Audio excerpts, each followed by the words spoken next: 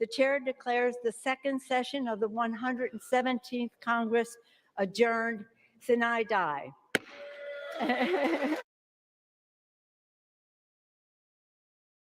Again, that was the conclusion of the 117th Congress, which means now that in the next few moments, or at least starting when it does, the 118th Congress will start its work. You can continue to watch that on C-SPAN, our main channel. Follow along on our website or at cspan.org.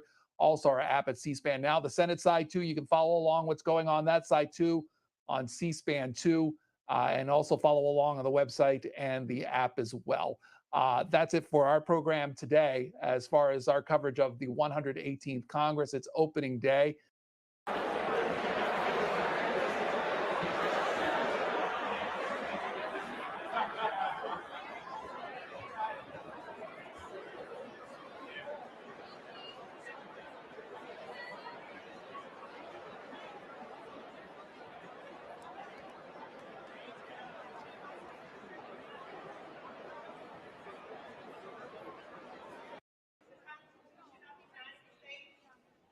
For the meeting of the 118th Congress of the United States, the House will come to order.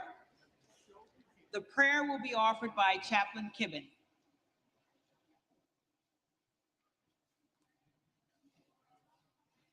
Would you pray with me?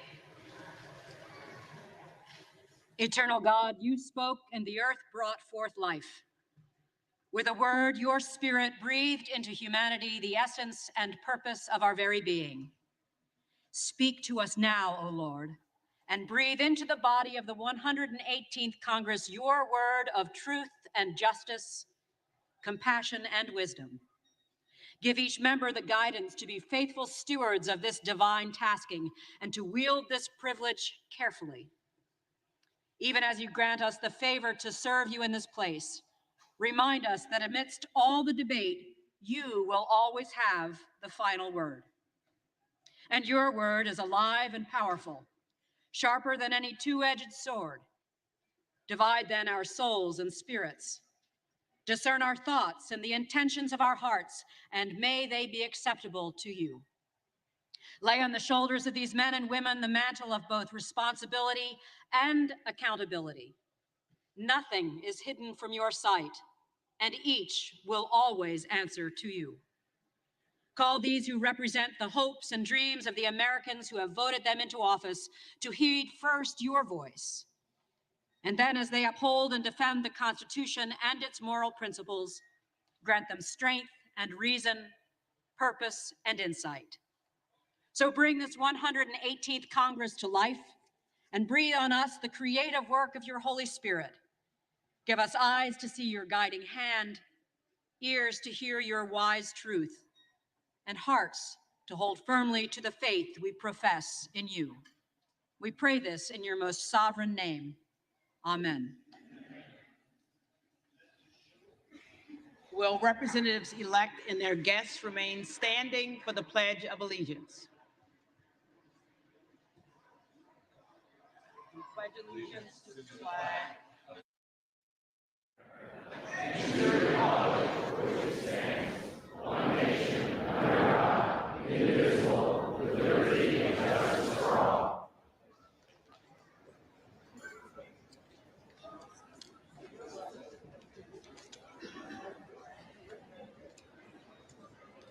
as directed by law.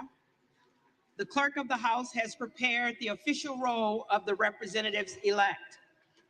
Certificates of election covering 435 seats and the 118th Congress have been received by the clerk of the House.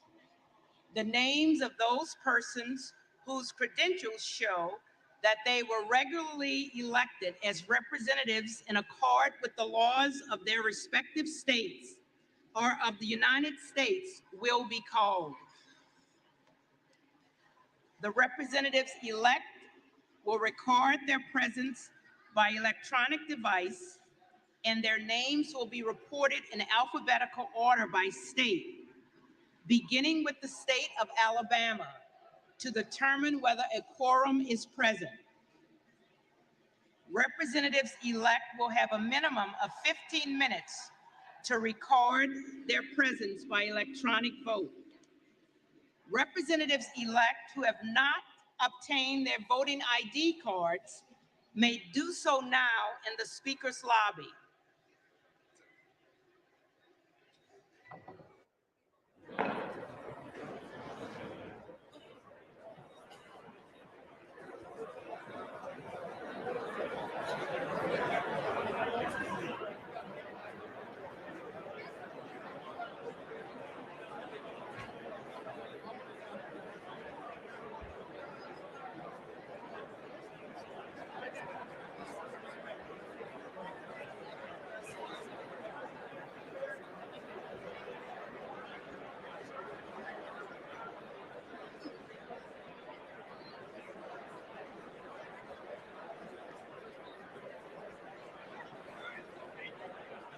Welcome to C-SPAN's coverage of the first day of the 118th Congress. You're watching live coverage here of the House floor. After 4 years of being in the minority, Republicans now have control of the chamber with a slim majority. There are 222 Republicans and 212 Democrats in the new Congress. There's currently one vacant seat following the death of Virginia Democrat Donald McEachin in November. A special election will be held in February to fill his seat. Right now, the clerk is establishing a quorum in the chamber with members recording their presence with their electronic voting cards. Once that is over, they'll begin the process of electing a speaker. For more on that, we're joined by Zach Cohen, who covers Congress for Bloomberg Government. Zach Cohen, for the first time in 100 years, the House is on track to hold multiple ballots for speaker. Walk us through the election process. Usually, election of a House Speaker is a rather pro forma event. Members of one party vote for their preferred candidate, the majority of the minority leader, and members of the other party vote for their preferred candidate.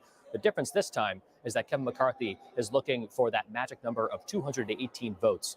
And because, as you mentioned, the majority is so slim, only 222 Republicans in the House now that this new 118th Congress is coming in, he can only afford to lose a handful of votes on that speaker vote. And there are as many as 5, maybe as many as 20 Republicans that are getting ready to vote against him for that speakership. Unlike most caucus leader positions, it requires a majority of the whole House as opposed to a majority of just the conference or the caucus. And that's why that super narrow majority really plays in here. What will it look like on the floor when this vote gets underway? Unlike most House votes, usually C-SPAN watchers will see that members are kind of milling around, taking their voter cards, putting in the machines, registering their votes. It's a rather free-form affair. Unlike that, this is a much more formal process where each member, all 434 of them, in this case, usually 435, will be called alphabetically, and they will register their vote with the actual candidate that they are voting for. Most Republicans will vote for Kevin McCarthy, the Republican from California. Most Democrats will vote for Hakeem Jeffries, the Democrat from New York. And then there are this faction of more conservative lawmakers, Republicans, that will vote for someone else, probably Andy Biggs, the Arizona Republican, on that first ballot. And as you mentioned, it hasn't been since 1923 that a House Speaker vote has gone to more than one ballot. So 99 years ago, December 1923. So this is a rather historic day. And so what happens after that first vote really is up in the air right now. During that first vote, what is the magic number that Kevin McCarthy needs, and what could the vote tally look like? He does need 218. He needs a majority of the House. Again, not just a majority of House Republicans, which he does have. In a closed-door session a couple of weeks ago, Republicans, most of them agreed that Kevin McCarthy, who is the current Republican leader, would be their nominee for Speaker and who they would all vote against. But there are 5 Republicans that have said that they will absolutely vote against him. People like Congressman Matt Gaetz or Congresswoman Lauren Boebert today, I believe, said that she would vote against McCarthy for Speaker at this juncture. And that group right now, a lot of members of the House Freedom Caucus, the sort of arch-conservative members of the House Republican Caucus, are looking for rules changes that would basically empower them on certain issues. The main one being the motion to vacate the chair, basically a way to oust the Speaker. And normally that only takes, a member to sort of call that motion. But Republicans, especially in McCarthy's camp, would like a much larger number. The current compromise is 5 that they would require in order to call up that vote. And this is the same motion that basically ended the speakership of John Boehner. And so if they're not able to reach some sort of a consensus on these rules changes, those 5 or so Republicans are going to keep voting against McCarthy until they come up with, either some way to reach a consensus or maybe find a different candidate. So what could the second vote look like? And when would that second vote take place? It should happen pretty much immediately after the first vote. The House really can't operate without a speaker. And so it really is the first thing they do. Even members-elect are not even sworn in until a speaker is elected, technically. And so we could see a potential quote-unquote consensus candidate come about. This is somebody that some of these Republicans that are moving against McCarthy have said that they will bring up on a second vote, not Andy Biggs, who is only expected to get a handful of votes, but maybe somebody that could get a wider swath of the Republican Party. Now, they have not said who that candidate would be, but Democrats have said that they're going to keep voting for Hakeem Jeffries, and it's really up to Republicans to come up with somebody that can win the whole conference. Maybe it's somebody like a Steve Scalise, who's the incoming House Majority Leader, the current whip.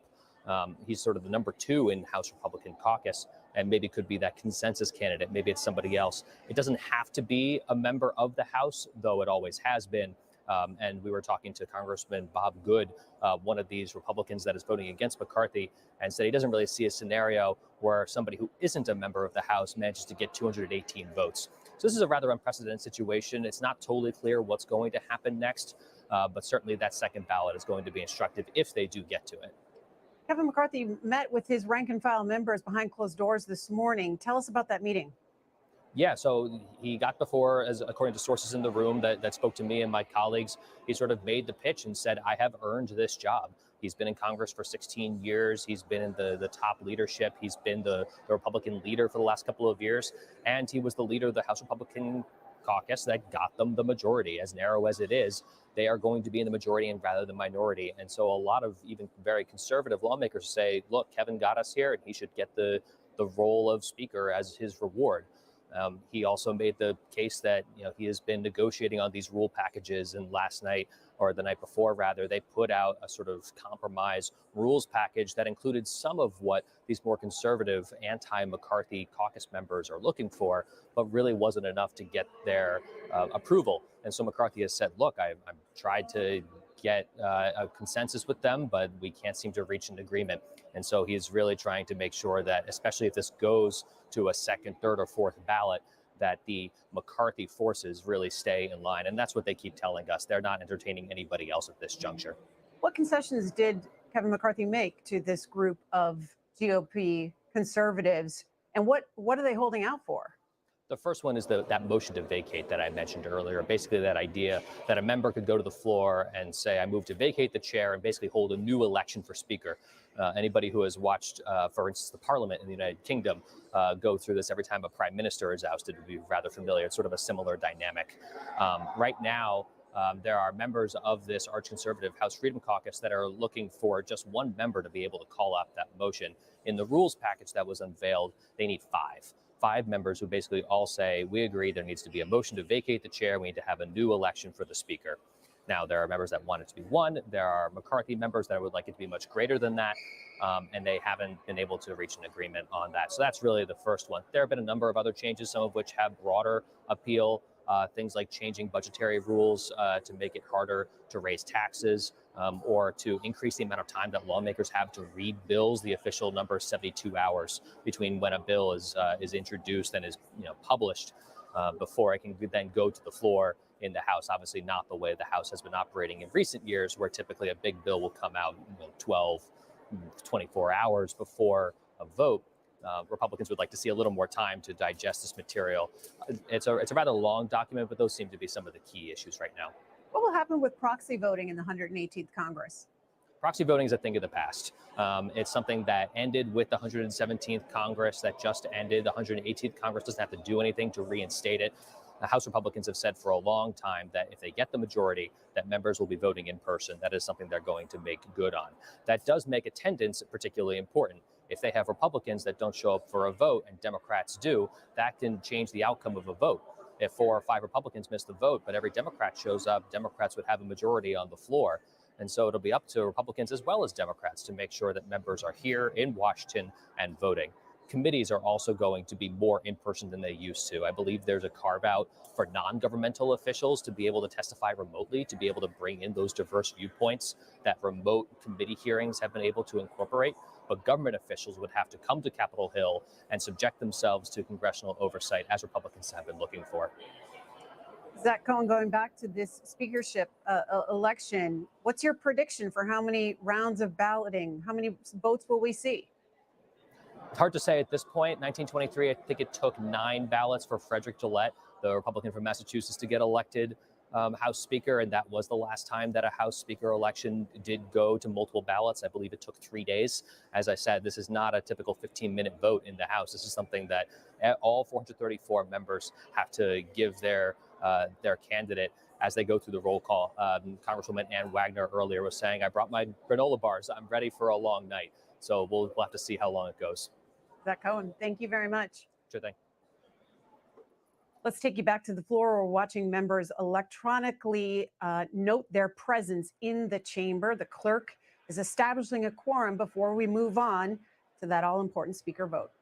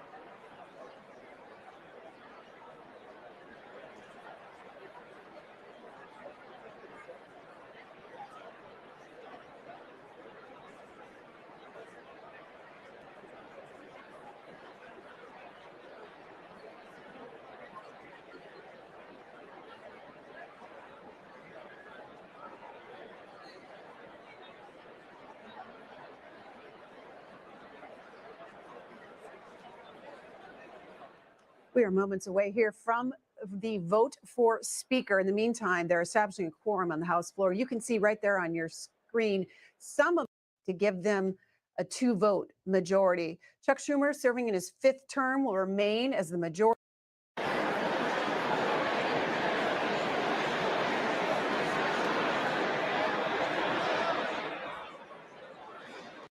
Inflation Reduction Act, which passed in the previous Congress. And on hardworking American families. A new direction. This and the 4th District of the Commonwealth of Virginia, occasioned by the death of the late Honorable A. Donald McEachin. Pursuant to law and precedent, the next order of business is the election of the Speaker of the House of Representatives for the 118th Congress. Nominations are now in order. The clerk recognizes the gentlewoman from New York, Ms. Stefanik. Madam Clerk, on behalf of the House Republican Conference, I rise today to nominate the gentleman from California, Kevin McCarthy, as Speaker of the House to lead America's new Republican majority.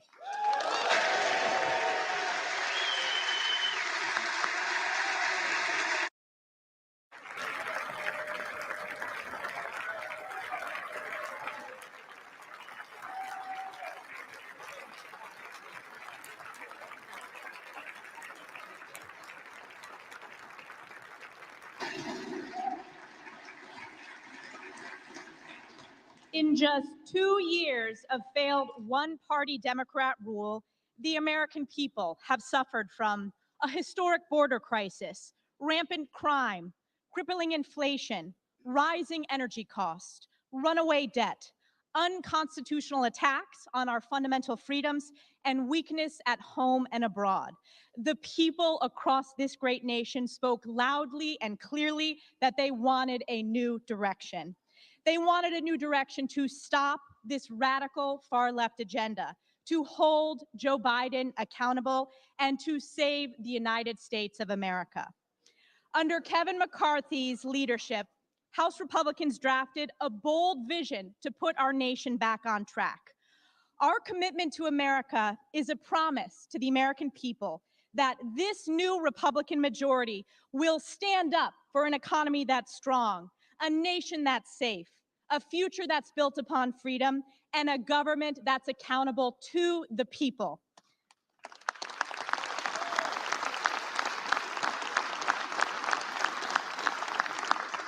Kevin McCarthy is the proud son of a firefighter and a fourth-generation Californian from Kern County. Home to wildcatters, frontiersmen, and the right stuff, Bakersfield embodies the American spirit to work hard and dream big. This spirit that built our great nation is what we need in our next speaker. Kevin McCarthy is a strong conservative. He is proudly pro-life, a supporter of our Second Amendment rights, and he is committed to stopping wasteful government spending and shrinking the size of government. When Republicans last held the majority, Kevin helped to reduce domestic spending and lower the tax burden on hardworking American families. And as our Republican leader over the past several years, Kevin has taken the fight to one-party Democrat rule on behalf of the American people. He helped bring this historic border crisis to the national consciousness, a crisis Kevin made sure Democrats could no longer ignore. He fought for and succeeded in repealing the ill-advised military COVID vaccine mandate, and he stood on this very floor and spoke for a record 8 hours and 35 minutes to not only delay the vote in the House, but to make the case that ultimately defeated Joe Biden and House Democrats' dangerous Build Back Broke legislation. No one in this body has worked harder for this Republican majority than Kevin McCarthy.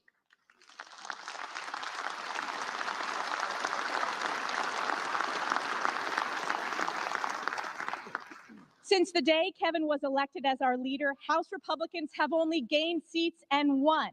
While Republicans in the Senate and state legislatures lost seats, House Republicans are the only ones who have consistently won because Kevin knows what we stand for, he knows when we should engage in the fight, and he knows how to build consensus. Importantly, Kevin has done the work of listening to all Americans, traveling to nearly every district in this country, fighting for conservative values and fighting for the people that are committed to upholding them. Kevin has shown up in these communities of every member in our conference, and I can guarantee he has shown up in the districts of many of our colleagues across the aisle as well.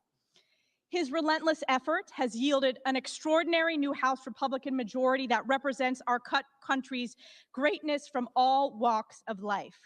When the last Congress gavelled in 2 years ago, every new Republican welcomed to our conference was a woman, veteran, or minority.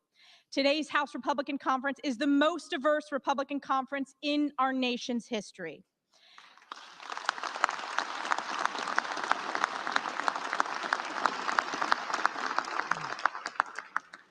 A seasoned legislator, an experienced leader, a friend to so many of us, a proud conservative with a tireless work ethic, Kevin McCarthy has earned the speakership of the People's House.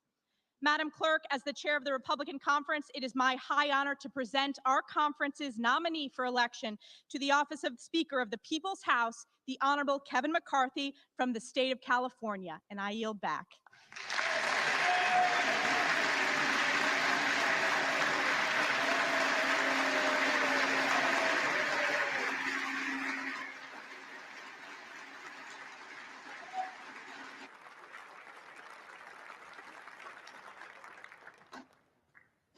The clerk now recognizes the gentleman from California, Mr. Aguilar. Madam Clerk, I rise today at the direction of the House Democratic Caucus to place into nomination for election to the position of Speaker of the House of Representatives, the pride of Brooklyn, Hakeem Jeffries of New York.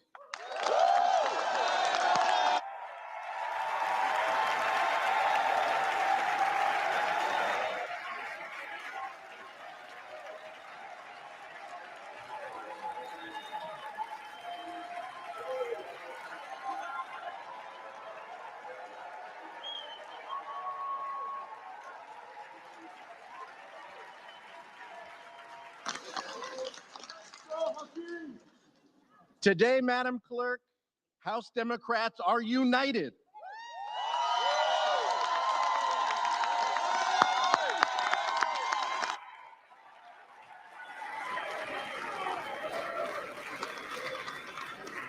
United by a speaker who will put people over politics. Hakeem Jeffries has worked his entire life to improve economic opportunity for all people. He is committed to strengthening the American dream by lowering costs for working families, building safer communities, by taking weapons of war off streets, and by creating good-paying jobs in industries of the future. As we work to implement our historic legislative accomplishments of the last 2 years, House Democrats are united behind a speaker who wants to make things in America and bring home jobs that have been shipped overseas, to write a tax code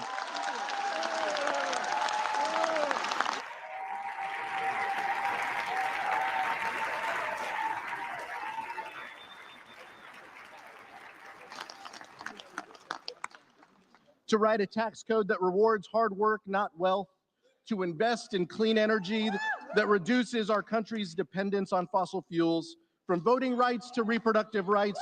We are united, Madam Clerk.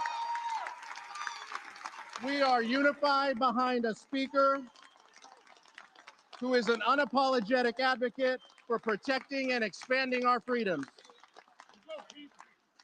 He does not traffic in extremism.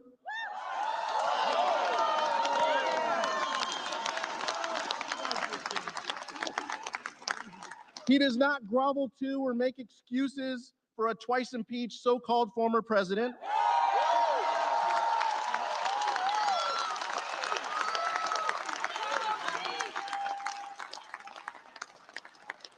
Madam Clerk, he does not bend a knee to anyone who would seek to undermine our democracy.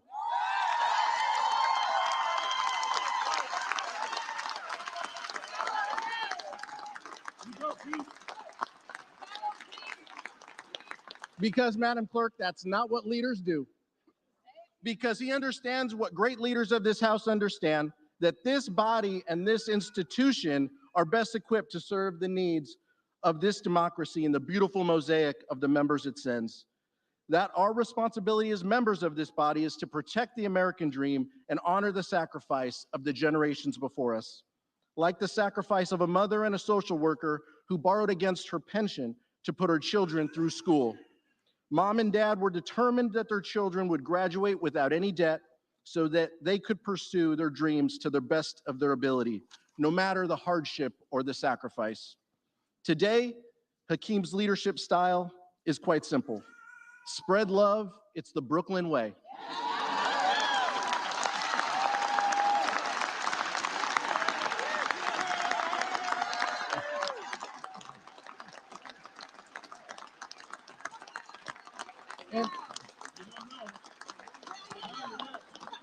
And it's born of this working class upbringing in that same borough.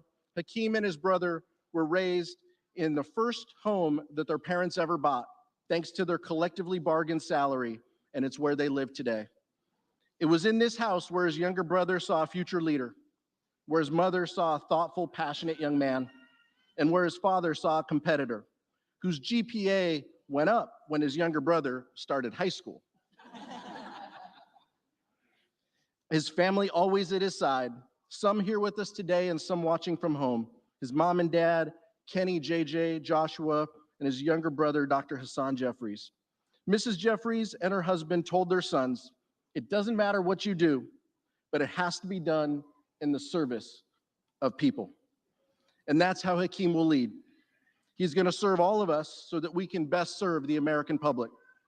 That selflessness, that commitment to success of those around you is what shaped his career and what will shape our joint future together. He knows success isn't about personal achievement. He's a leader who will be with you in the beginning, whether it's your bill and an important priority in your district. He'll ride alongside you as you do the work, and he'll be there at the end to see you through. Because he knows that our success means that we can raise the quality of life for our constituents, creating better jobs and building safer communities. He has guided every step of the way by his faith and his mom instilled in him. Sunday mornings weren't always easy in the Jeffries house. The young man who knew he wanted to be a lawyer would argue with his mom about going to church that day. But failure is a good teacher. He lost those arguments, and now Hakeem goes to church every weekend, sometimes that one where his church family is at Cornerstone Baptist, or somewhere else in the district where he can meet his constituents where they are. He remembers that after church on Sundays, he'd go to Nano's house, where there was an open door at his grandmother's house for the entire neighborhood and their elders to come through with food and conversation. A young Hakeem listening to everything, but usually just trying to catch the score of the Jets game. This is where wisdom gets passed down. And now, guided by the faith and wisdom of leaders like Jim Clyburn, Greg Meeks, John Lewis, Steny Hoyer, Nancy D'Alessandro Pelosi.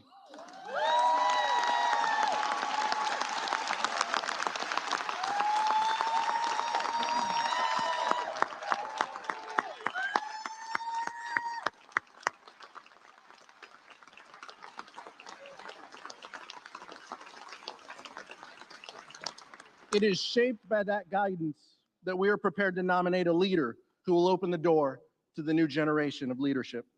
Madam Clerk, a Latino is nominating for leader of this chamber a Black man for the first time in our history.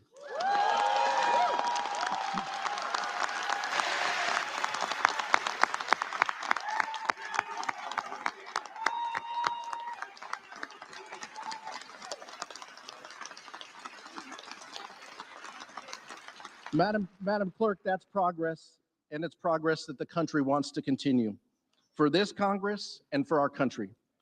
Therefore, as chair of the Democratic Caucus, I am directed by the vote of that caucus to present for election to the office of Speaker of the House of Representatives for the 118th Congress the name of the Honorable Hakeem Jeffries, Representative-elect from the state of New York.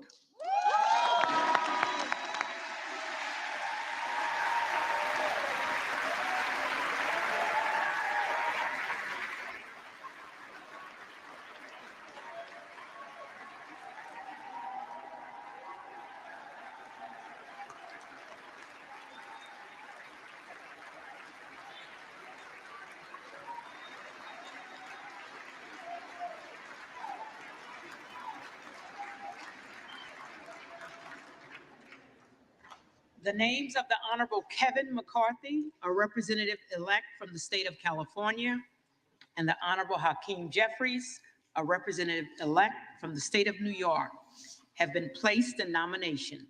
Are there further nominations? The gentleman from Arizona is recognized. America knows that Washington is broken. The power doesn't reside in the speaker. It doesn't in the majority leader nor the minority leader, nor the whips. The power resides in we, the people.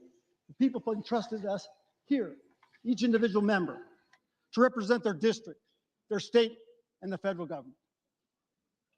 Washington's broken. We're the last ones to know. A wise person once told me, good process builds good policy, builds good politics. We got to return to that.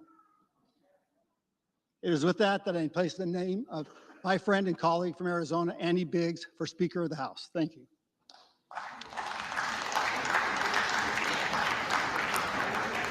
Are there further nominations?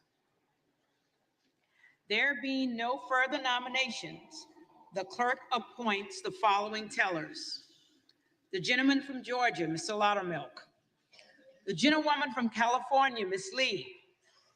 the gentleman from Wisconsin, Mrs. Steele, and the gentleman from New York, Mr. Morelli.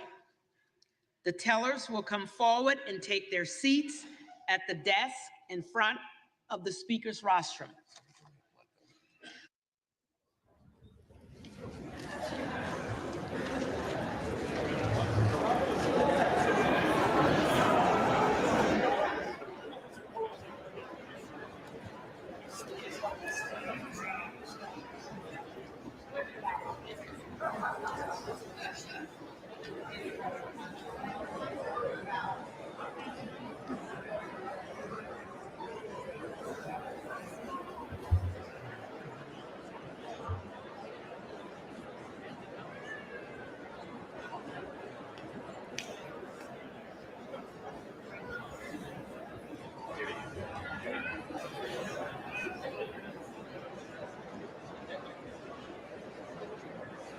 The names of the Honorable Kevin McCarthy, a representative-elect from the state of California, the Honorable Hakeem Jeffries, a representative-elect from the state of New York, and the Honorable Andy Biggs, a representative-elect from the state of Arizona, have been placed in nomination. The roll now will be called, and those responding to those names will indicate by surname the nominee of their choosing. The reading clerk will now call the roll.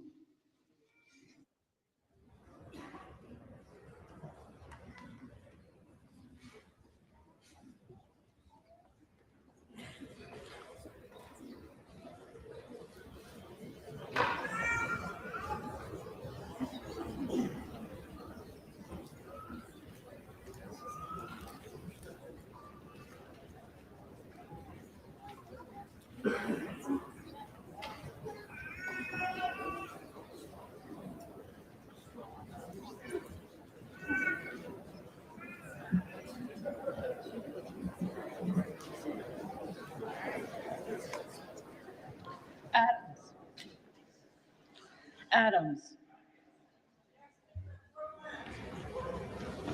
Jeffries. Adderholt. I cast my vote for the gentleman from California, Mr. Clark. McCarthy. Aguilar. Jeffries. Alford. Kevin McCarthy. McCarthy. Allen. McCarthy. McCarthy. Allred. King Jeffries. Jeffries. Amadei. Bakersfield High, home of the drillers, McCarthy. McCarthy. Armstrong. McCarthy. McCarthy.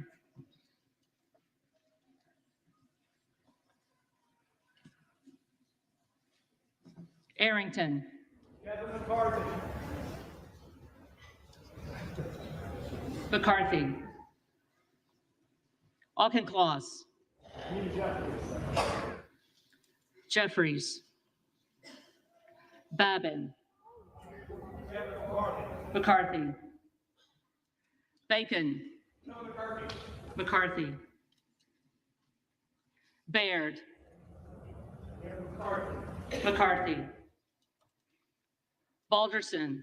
Kevin McCarthy. McCarthy. Ballant. Jeffries. Banks. McCarthy. Barr. McCarthy. Berrigan. Jeffries. Bean of Florida.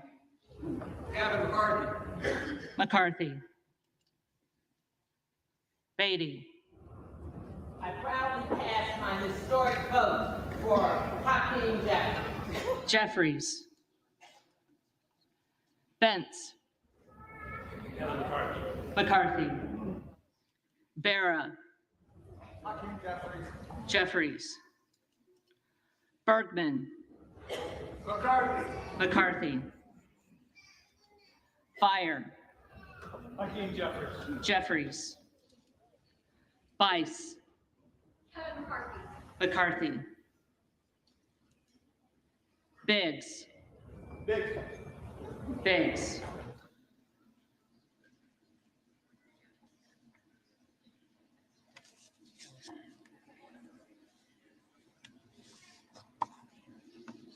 Bilirakis.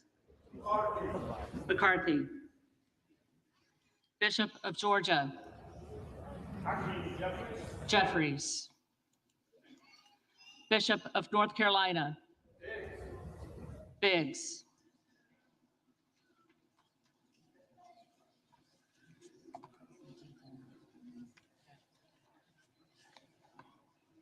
Blumenauer. Jeffries. Blunt Rochester. Jeffries. Boebert. I rise to cast my vote for the Honorable Jim Jordan. Jordan.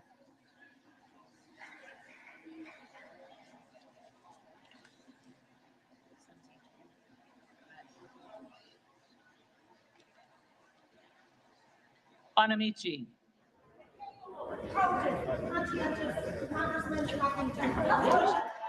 Jeffries. Bost.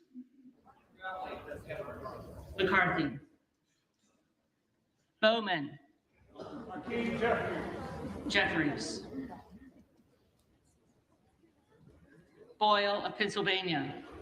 Hakeem Jeffries. Jeffries. Rakeen. Banks.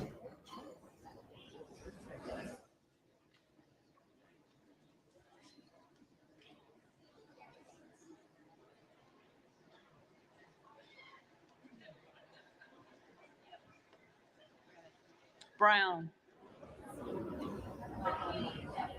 Jeffries. Brownlee. Jeffries. Buchanan.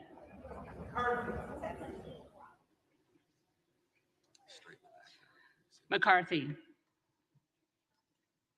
Buck. McCarthy. Buchan. McCarthy. Bazinski. Jeffries. Burchett. McCarthy. Burgess. McCarthy.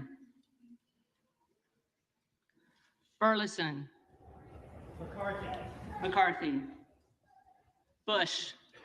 The one who fights against white supremacy, Hakeem Jeffries. Calvert. McCarthy. Kamek.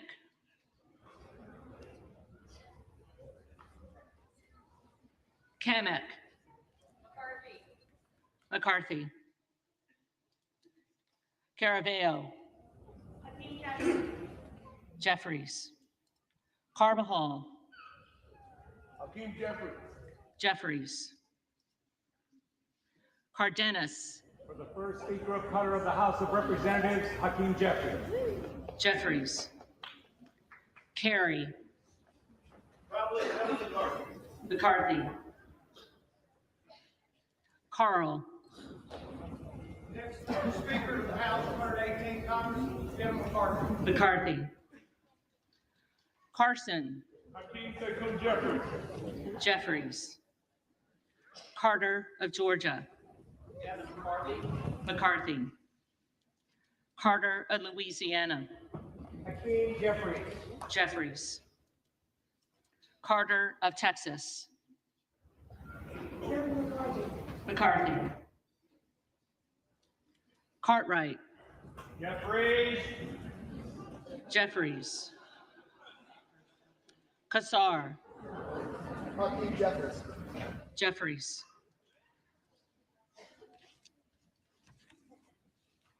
Case. Jeffries. Caston. Jeffries. Castor of Florida. Jeffries. Castro of Texas. Castro of Texas. Jeffries. Chavez DeReamer. McCarthy. Sherfilis McCormick. Jeffries. Chu. Jeffries. Cicilline. Very proudly, Hakeem Jeffries. Jeffries. Siscobani. McCarthy. Clark of Massachusetts. Hakeem Jeffries. Jeffries. Clark of New York. The bad, brilliant brother from Brooklyn. Jeffries. Cleaver. Jeffries. Klein. McCarthy. Cloud. Jordan.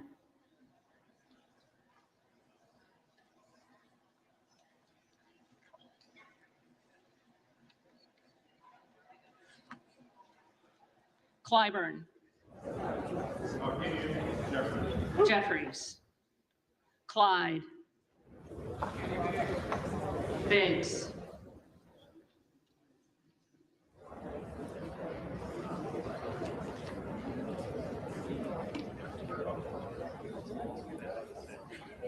Cohen.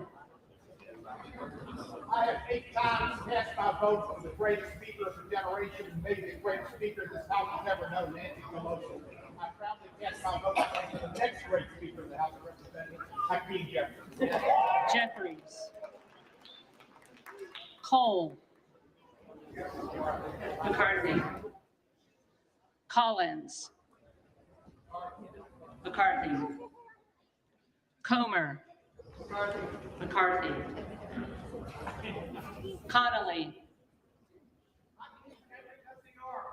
Jeffries. Correa. Hakeem Jeffries. Jeffries. Costa. The gentleman from New York, Hakeem Jeffries. Jeffries. Courtney. Hakeem Jeffries. Jeffries. Craig. Hakeem Jeffries.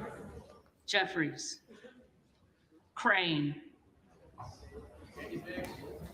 Biggs.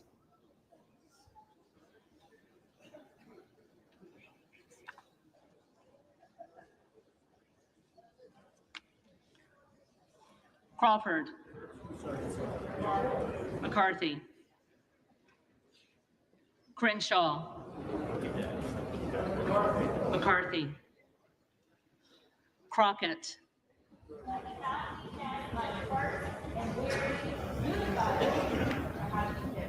Jeffries. Crow.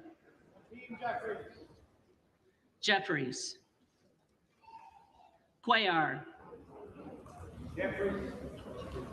Jeffries. Curtis. McCarthy. Davids of Kansas. Jeffries. Davidson. McCarthy. Davis of Illinois. Jeffries. Davis of North Carolina. Jeffries. Jeffries. Dean of Pennsylvania. Jeffries. DeGette. Jeffries. Dela Cruz. From the great state of Texas, Kevin McCarthy. McCarthy. DeLauro. I proudly cast my vote for the gentleman from Brooklyn, Hakeem Jeffries. Jeffries. Del Bene. Hakeem Jeffries. Jeffries. DeLuzio. Dean Jeffries. Jeffries. DeSaulnier. Jeffries. Jeffries. Desjardins. McCarthy. D'Esposito. From Strawman, New York, Kevin McCarthy. McCarthy. Diaz-Balart. McCarthy. Dingle. Hakeem Jeffries. Jeffries. Doggett. Hakeem Jeffries. Jeffries. Donalds. McCarthy. Duarte. Kevin McCarthy. McCarthy. Duncan. McCarthy. Dunn of Florida. McCarthy. Edwards. McCarthy. Elsie. McCarthy. Emmer. McCarthy. Escobar. Hakeem Jeffries. Jeffries. Eshoo.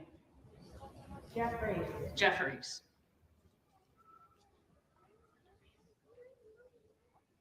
Espaillat. Don't know, now you know. Hakeem Jeffries. Jeffries. Estes. McCarthy. Evans. Jeffries. Ezell. Kevin McCarthy. McCarthy. Fallon. Fourth District of Texas votes for Kevin McCarthy. McCarthy. Finstra. Kevin McCarthy. McCarthy. Ferguson. McCarthy. McCarthy. Finstad. McCarthy. McCarthy. Fishbach. Proudly cast my vote for McCarthy. McCarthy. Fitzgerald. McCarthy. McCarthy. Fitzpatrick. Kevin McCarthy. McCarthy.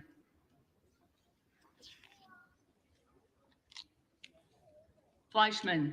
Kevin McCarthy. McCarthy. Fletcher. Hakeem Jeffries. Jeffries. Flood. McCarthy. McCarthy. Foster.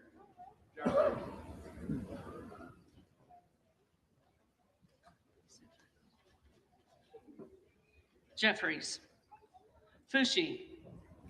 Jeffries. Jeffries. Fox.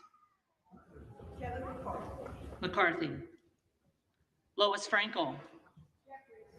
Jeffries. C. Scott Franklin. Kevin McCarthy. McCarthy. Frost. Hakeem Jeffries. Jeffries. Fry. McCarthy. Fulcher. Kevin McCarthy. McCarthy. Gates. Andy Biggs. Biggs.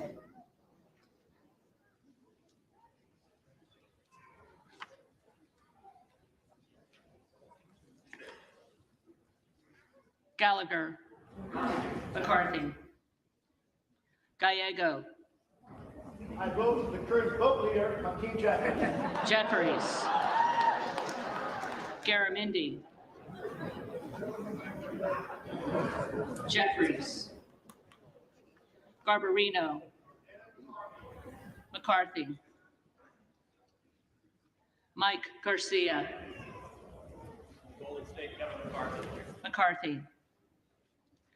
Robert Garcia. Hakeem Jeffries. Jeffries. Garcia of Illinois. Hakeem Jeffries. Jeffries. Garcia of Texas. Jeffries. Jimenez. McCarthy. Golden of Maine. Jeffries. Jeffries. Goldman of New York. Jeffries.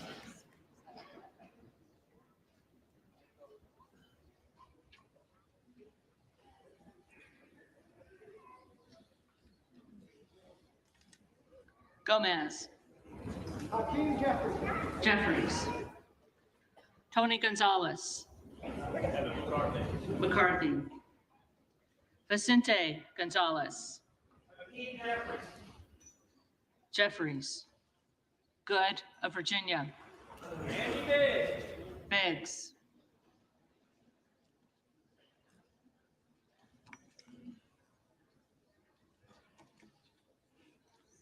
Gooden of Texas. McCarthy. Gosar. Biggs.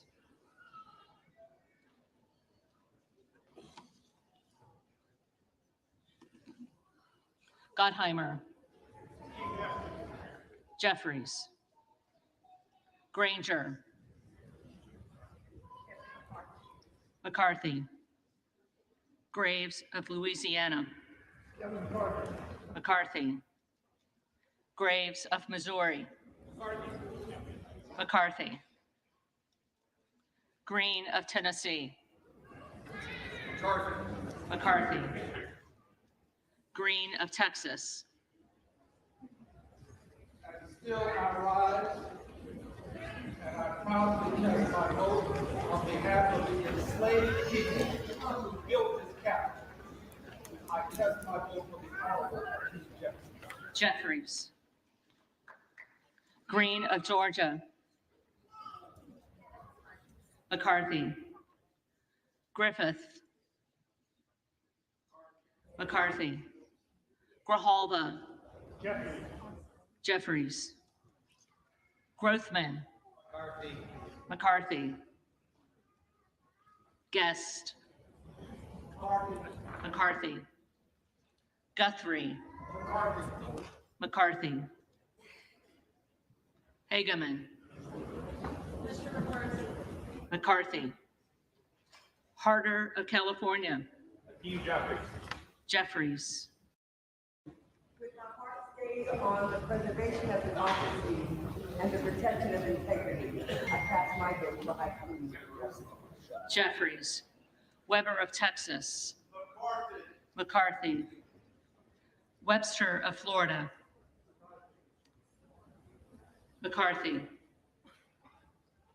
Winstrup. McCarthy. Westerman. McCarthy. Wexton. Jeffries. Wild. Unity with all of my Democratic brothers and sisters, because we know how to get things done. I vote for Jeffries. Williams of Georgia. Madam Clerk, in your good trouble and an end to vote for my candidate. Jeffries. Williams of New York. McCarthy. Williams of Texas. McCarthy. Wilson of Florida.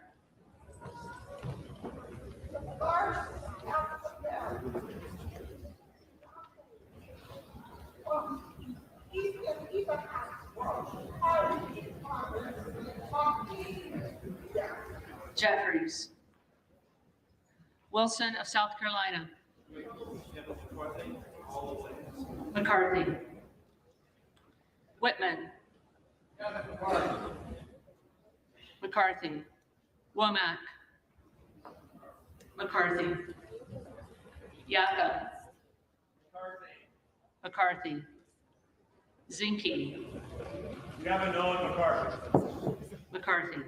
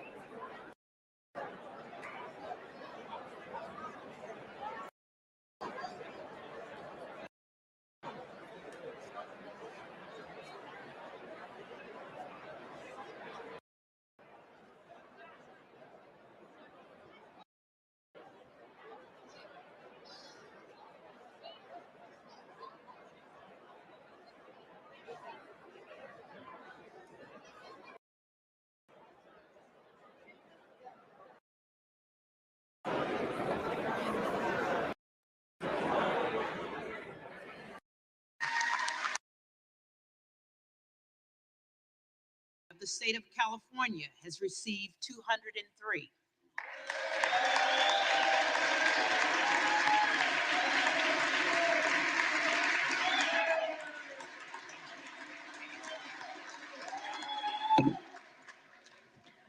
The Honorable Andy Biggs of the state of Arizona has received 10.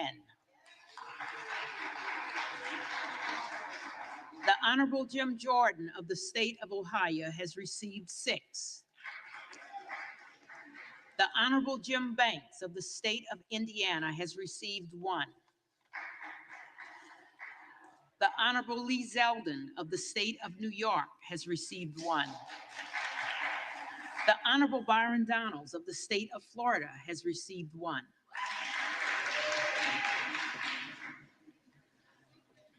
No persons having received a majority of the whole number of votes cast by surname, a speaker has not been elected. Following the procedure used by the House in 1923 and recorded in Canons Precedents, Volume 6, Section 24, the clerk is prepared to direct the reading clerk to call a roll anew. For what purpose does the gentleman from Ohio seek recognition? I rise to nominate Kevin McCarthy for Speaker of the House.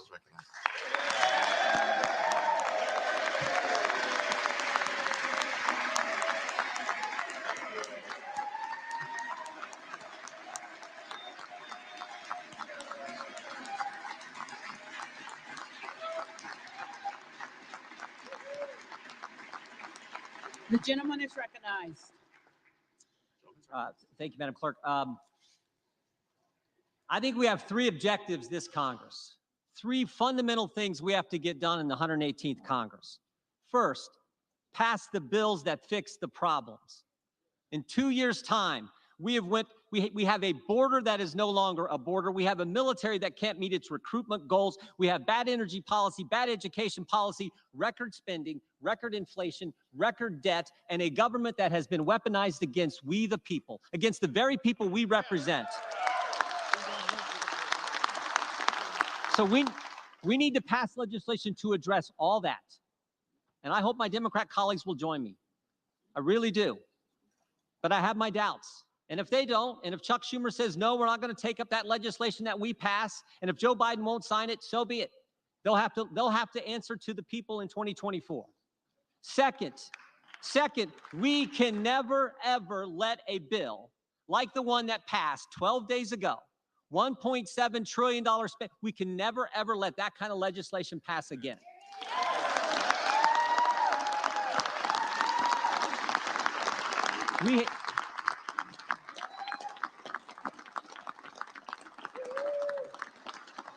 We have to pass a budget that makes sense, that's good common sense, then do the 12 appropriation bills that recognize it's the people's money, not ours, and send it to the Senate, and then stand firm on that legislation. And again, if they won't take it up and Joe Biden won't sign it, we can stand firm on a CR or something. We can have that fight, but we are not going to have what took place a week and a half ago ever happen again. And then finally, third, and this is important, we got to do the oversight, do the investigations. We have to do the oversight and the investigations that need to be done. This idea that bureaucrats who never put their name on a ballot but think they run the country, who have assaulted our constituents' First Amendment liberties, they need to be held accountable. That has to happen. We need to do it.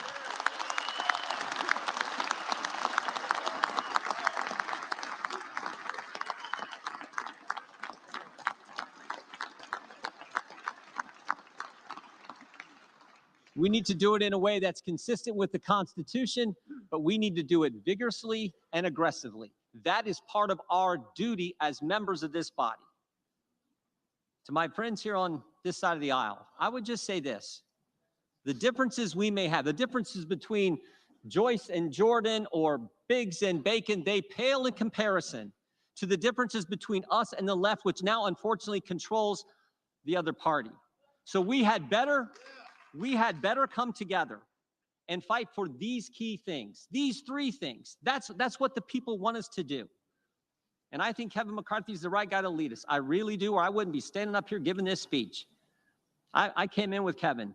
We came in the same time 16 years ago. We haven't always agreed on everything, but I like his fight. I like his tenacity, and I like that. I remember Kevin told me, I actually wrote about this in a book. I remember Kevin told me, he said, when the toughest times in life are when you get knocked down, the question is, can you come back? And I've always seen him be able to do that. We need to rally around him, come together, and deal with these three things, because this is what the people sent us here to do. My favorite scripture verse is 2 Timothy 4:7. Paul's the old guy giving advice to the young guy, and he says, fight the good fight, finish the course, keep the faith. I like the verse because it's a verse of action. Fight, finish, keep. Not wimpy words, words that I think fit America. That's what the American people want us to do. They want us to fight for the things they care about and they elected us to do. And we should all remember, only about 12,000 people have ever had the opportunity to do what we're doing today, sit in this body, serve in this Congress. It is a privilege. It is an opportunity. We owe it to them, the American people, the good people of this great country, to step forward, to come together, get a speaker elected so we can address these three things. I hope you'll vote for Kevin McCarthy, and that's why I'm proud to nominate him for Speaker of the House.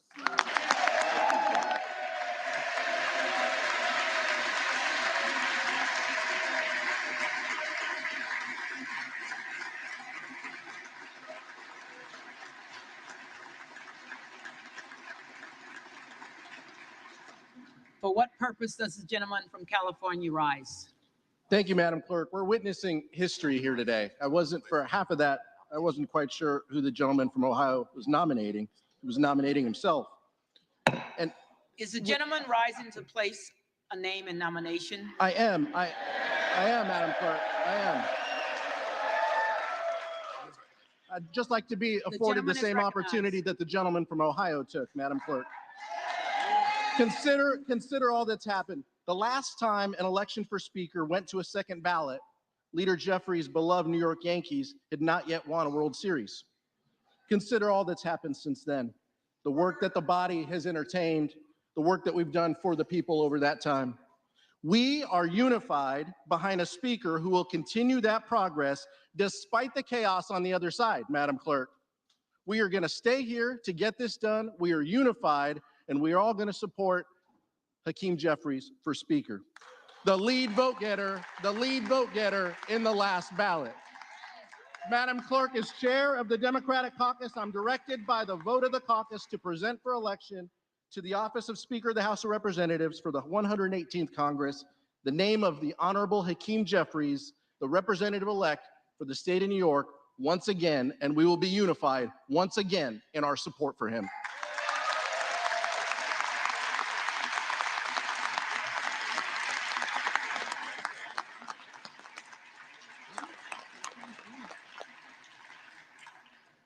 For what purpose does the gentleman from Florida rise? To nominate a candidate for Speaker of the House. The gentleman is recognized. Well, sometimes we have to do jobs that we don't really want to do. And sometimes we have to do jobs that we are called to do. And so, my colleagues, I rise to nominate the most talented, hardest working member of the Republican Conference, who just gave a speech with more vision than we have ever heard from the alternative. I'm nominating Jim Jordan. Jim Jordan is humble, perhaps today, humble to a fault. Maybe the right person for the job of Speaker of the House isn't someone who wants it so bad. Maybe the right person for the job of Speaker of the House isn't someone who has sold shares of themselves for more than a decade to get it. Maybe Jim Jordan is the right person for Speaker of the House because he is not beholden to the lobbyists and special interests who have corrupted this place and corrupted this nation under the leadership of both Republicans and Democrats. Maybe Jim Jordan would be the right person for Speaker of the House because he wouldn't fight us when we try to get a term limits bill on the floor. Maybe Jim Jordan would be the right person because he wouldn't fight us when we try to put a balanced budget on the floor and vote for it. And maybe Jim Jordan is the right person because he would endorse the plan that was built by the Texas delegation to finally secure our border. Mr. Jordan said in his nomination that there are certain bills that we have to pass to fix the problem. The challenge is the alternative has been someone voting for the very bills that have caused these problems.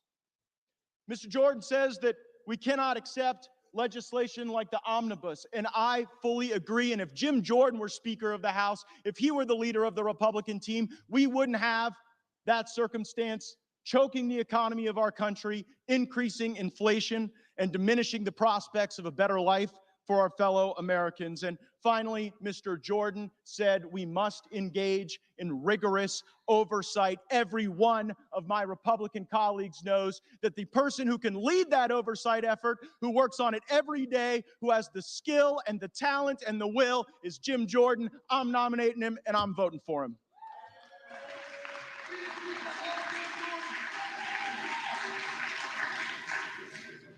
The reading clerk will call the roll.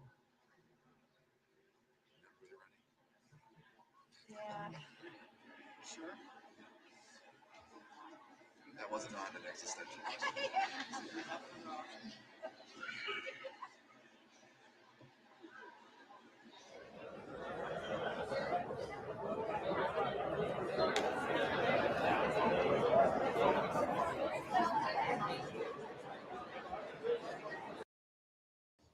Rakeen.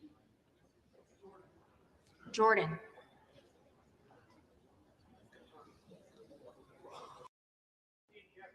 Jeffries. Cole.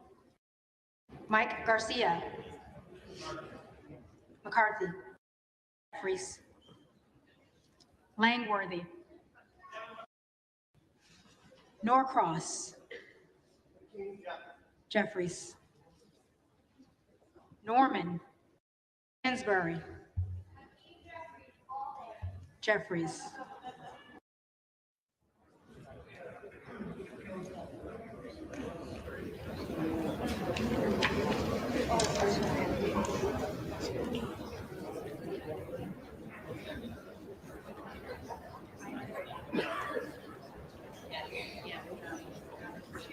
Costa. Jeffries. Republican leader Kevin McCarthy.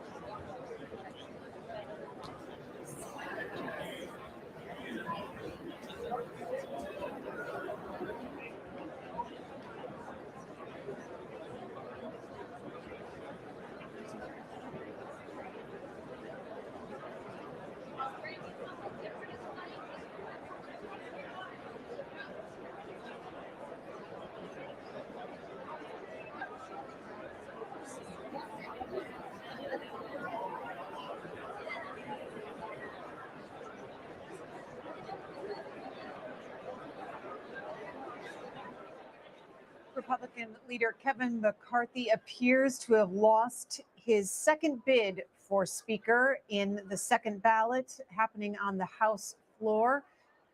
The 19 Republicans who voted against him in the first ballot have done so again. In the first round of voting, they split their vote. In the second round of voting, all 19 voted for Jim Jordan to be Speaker, despite the Ohio Republican giving the nominating speech asking Republicans to vote for Kevin McCarthy. The tally showing that Hakeem Jeffries, the Democratic leader from New York, has more votes than Kevin McCarthy, but he does not have the majority of the votes of those voting today. So we will wait for the clerk to call the official count. But as we said, it appears we are headed toward a third round of ballots for Speaker of the House.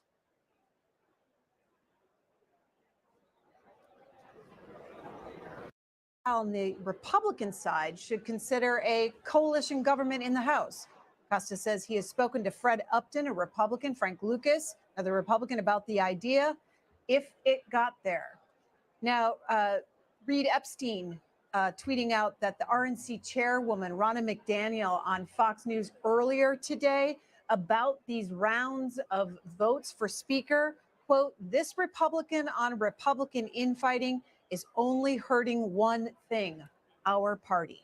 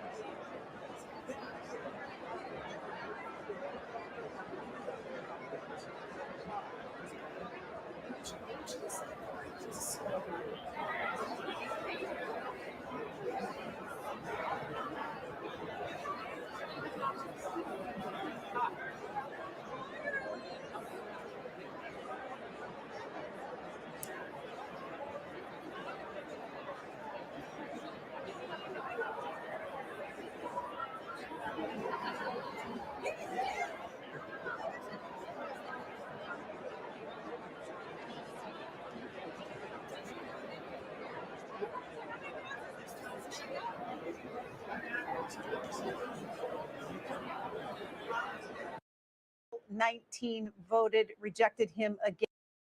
Trine of Axios saying she just asked Congressman Clyburn, Democrat, South Carolina, if he foresees any kind of situation where Democrats may end up leaving the chamber and it lowers the threshold for McCarthy.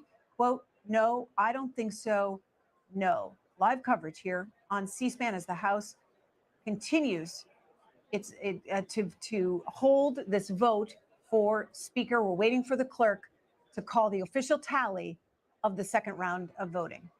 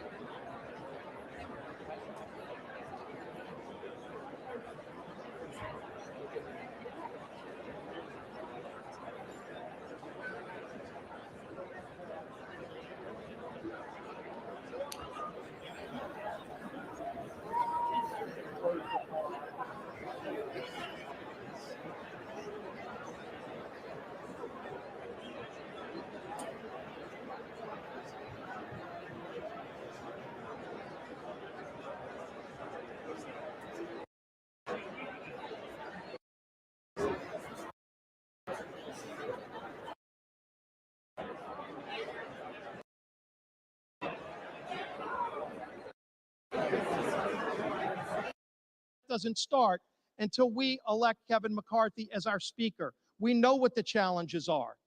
We've laid out solutions to these problems. It's sad to say these aren't problems that are very hard to fix because we weren't in this situation just a few years ago. But if the administration doesn't want to fix these problems, people call on us to do that. And it starts here in the people's house. Let's rise to this challenge.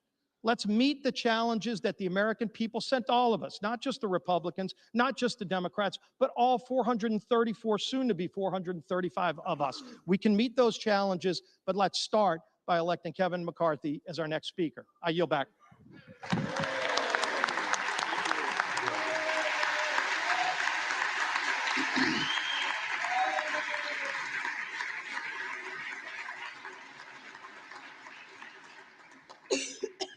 For what purpose does the gentleman from California rise? Madam Clerk, I rise to nominate Hakeem Jeffries for unity in The gentleman Congress. has been recognized. For unity in Congress and progress in our country, Democrats are united behind Hakeem Jeffries. I recommend Hakeem Jeffries as our speaker. Thank you, Madam Clerk.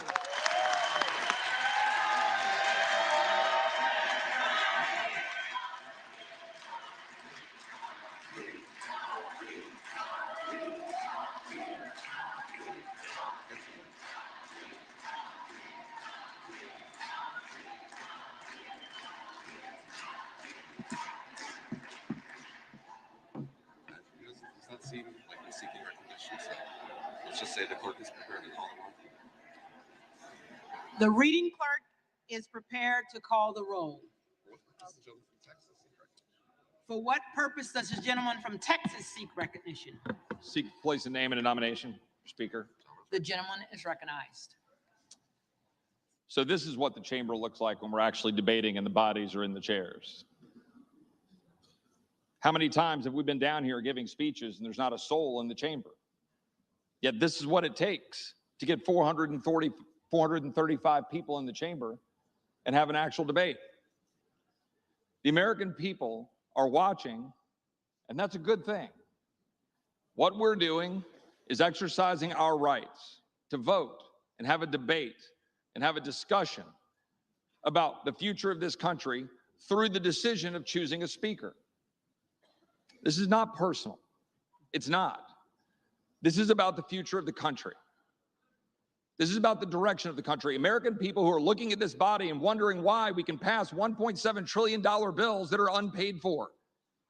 They can just slide in $45 billion for Ukraine but not pay for it.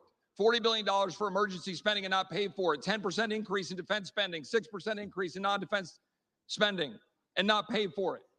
And not do a thing except put language in a bill that prohibits our ability to use the money to secure the border.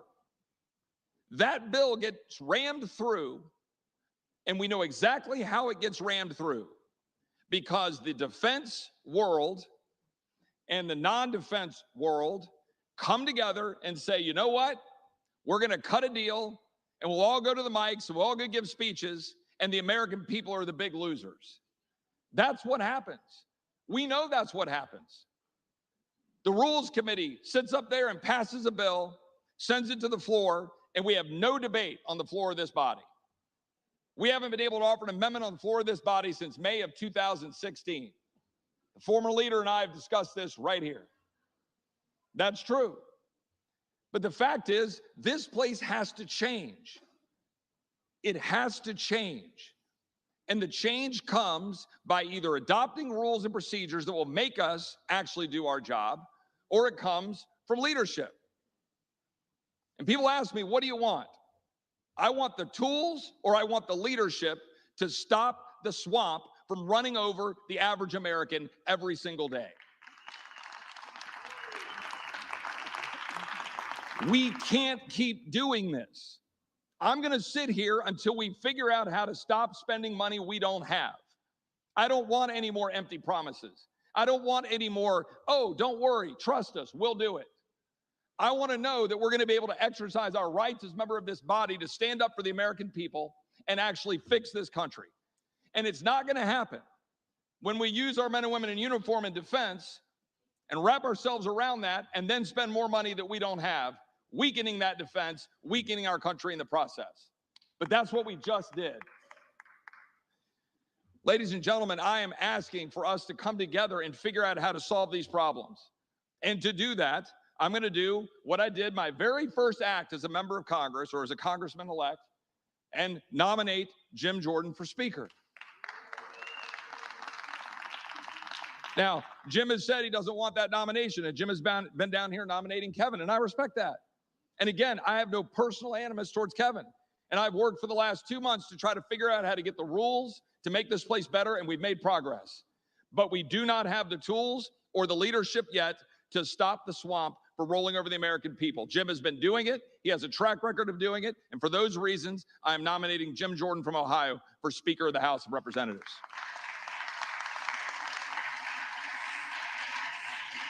The reading clerk will call the roll.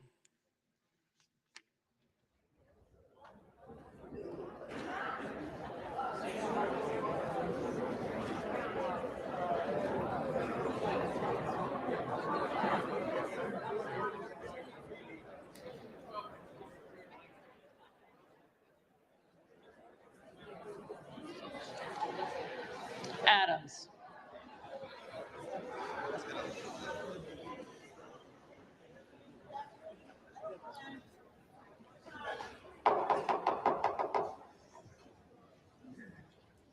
Adams.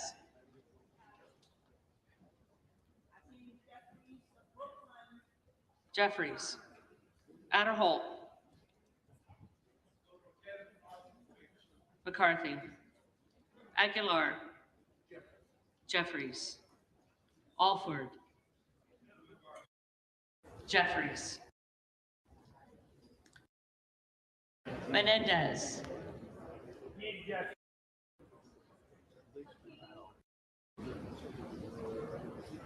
Titus.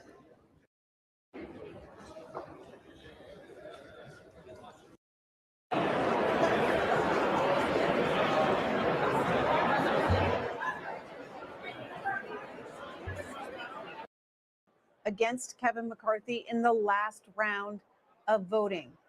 Congressman Donalds tweeting this out just moments ago. The reality is Representative Kevin McCarthy doesn't have the votes. I committed my support to him publicly and for 2 votes on the House floor. 218 is the number, and currently no one is there. Our conference needs to recess and huddle and find someone or work out the next steps, he wrote. He went on to say, but these continuous votes aren't working for anyone. When the dust settles, we will have a Republican speaker. Now is the time for a conference to debate and come to a consensus. In support for Kevin McCarthy, Marjorie Taylor Greene of Georgia tweeting out, Jim Jordan does not want to be speaker, and nominated Kevin McCarthy on the House floor for speaker and is voting for him every round.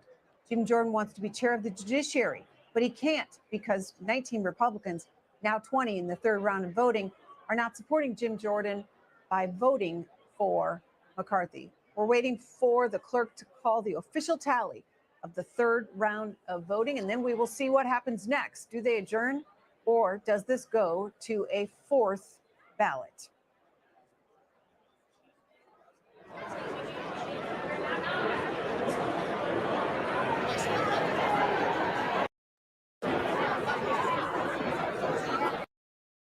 At a stalemate over who should be their speaker in this new Congress. They have the majority, but they cannot get, Kevin McCarthy, the leader of the Republicans, cannot get a majority of those voting to vote for him today. There's lots of reporting on Capitol Hill about what happens next. Do they adjourn? And if they do, they would need 218 votes to do so. This means Democrats would have to vote for it, according to CNN. Unclear if they would. And leader Kevin McCarthy wants to keep voting. They don't adjourn. We're expecting a 4th round of voting. Live coverage here on C-SPAN.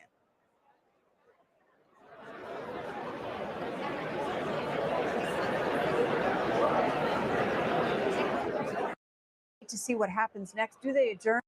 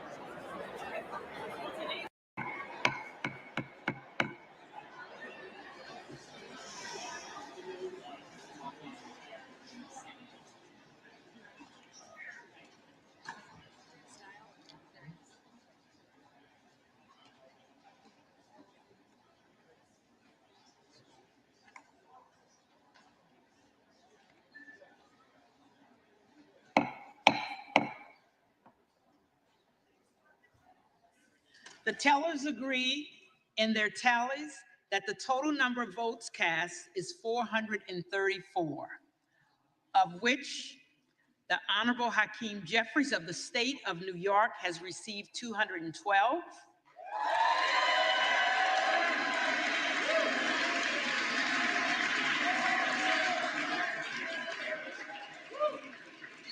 The Honorable Kevin McCarthy of the state of California has received 202.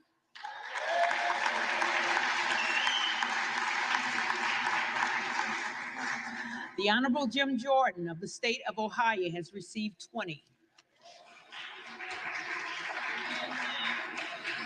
No person having received the majority of the whole number of votes cast by surname, a speaker has not been elected. For what purpose does the gentleman from Oklahoma rise? I move to adjourn until noon tomorrow. The question is on the motion. All those in favor say aye. All those opposed, no. The ayes have it. The motion is adopted. The House stands adjourned until noon tomorrow.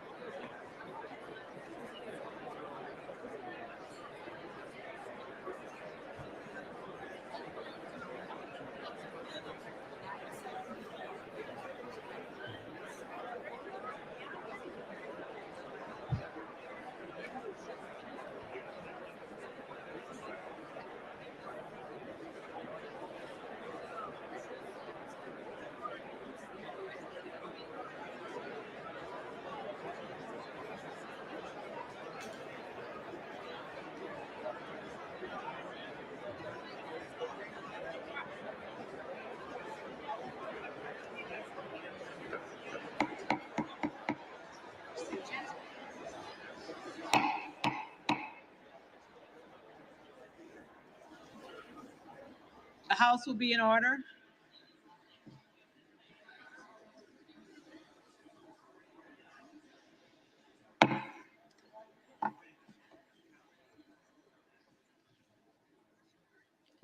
The prayer will be offered by Chaplain Kibben.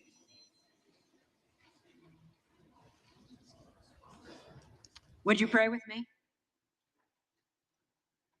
Holy God, in these days of uncertainty and change, we turn to you who are the same yesterday, today, and tomorrow.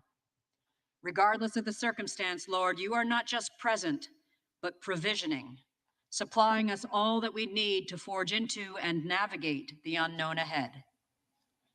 Give us reason then to cling to faith and to trust your guiding hand in this liminal period of our chamber's leadership. Offer us the gift of perspective.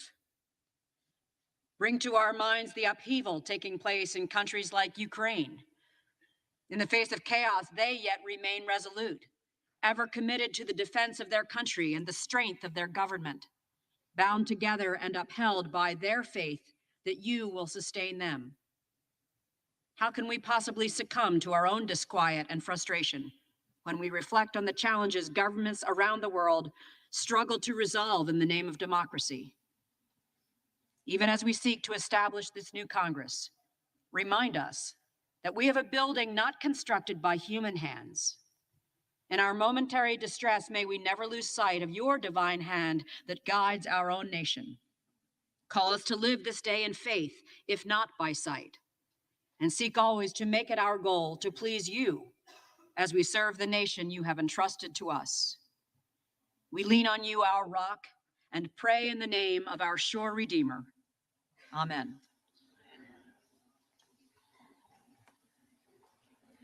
The chair has examined the journal of the last day's proceedings and announces the House the approval thereof. Representatives-elect are invited to join in the Pledge of Allegiance. Pledge allegiance to the flag of the United States of America and to the republic for which it stands, one nation under God, indivisible, with liberty and justice for all. For what purpose does the gentleman from New York seek recognition? From what purpose does the gentlewoman from New York seek recognition? Madam Clerk, I have a point of order that a quorum is not present. The gentlewoman makes a point of order that a quorum is not present. The chair will count for a quorum. You want to take that?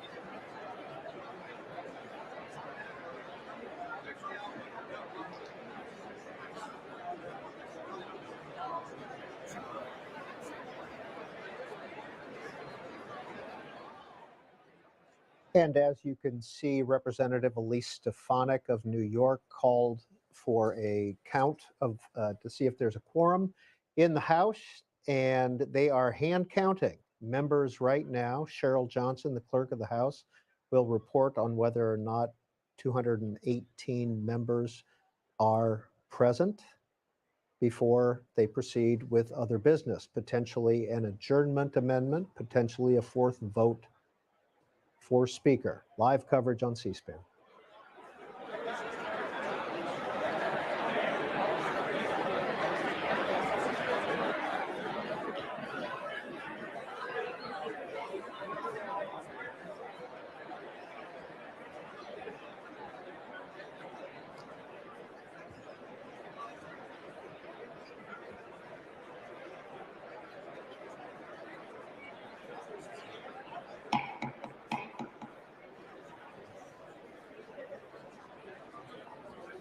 The chair counts 351 members. There is a quorum present.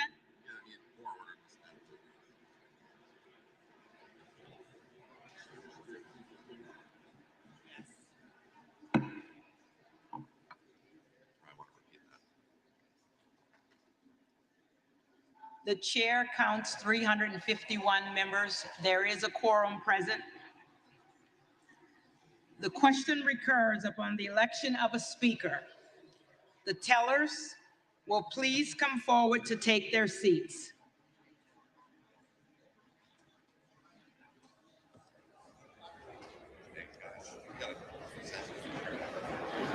George. Yeah, tell her.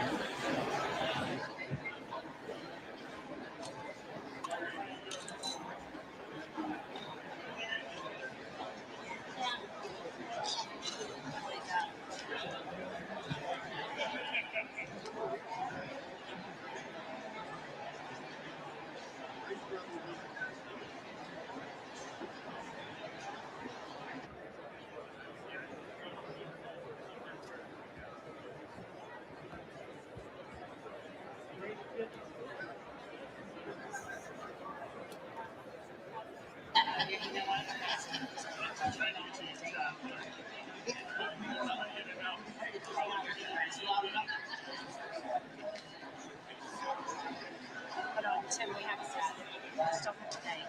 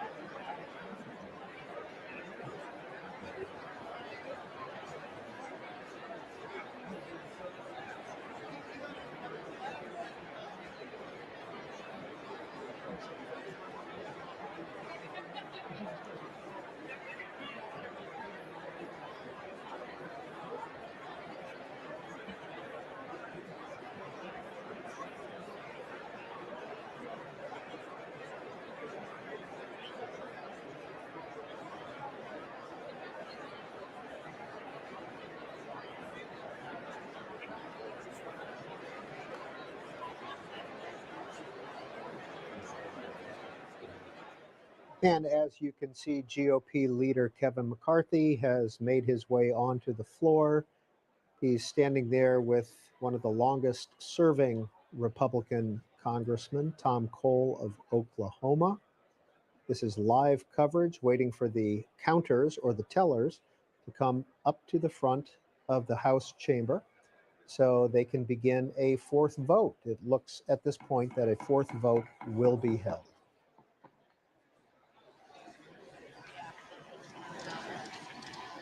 The reading clerk will call the roll. For what purpose does the gentleman from Indiana rise? From Wisconsin. Madam Clerk, I rise to nominate the gentleman from California, Mr. Kevin McCarthy, for Speaker of the House. The gentleman is recognized.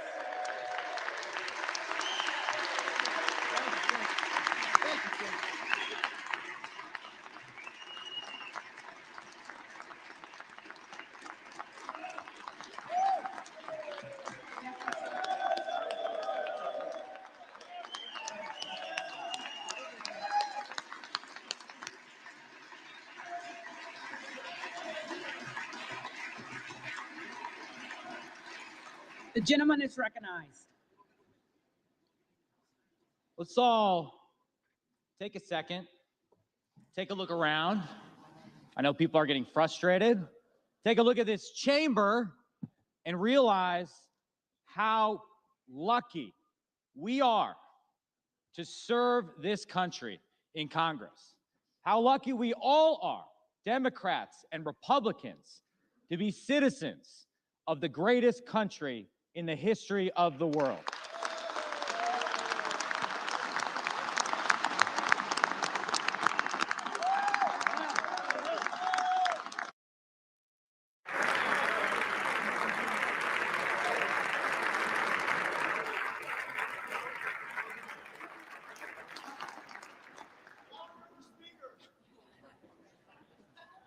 He's definitely out of order, Madam Clerk. I say that because I know last night people were frustrated. They wanted to go to parties. They wanted to take pictures with their families. But honestly, we find ourselves here in this chamber for the second day. We know we got work to do, but in some ways, there's no place I'd rather be. With the possible exception of Lambeau Field on Sunday, no place I'd rather be. But maybe with the excitement, some of you hadn't had an opportunity to check what's happening online.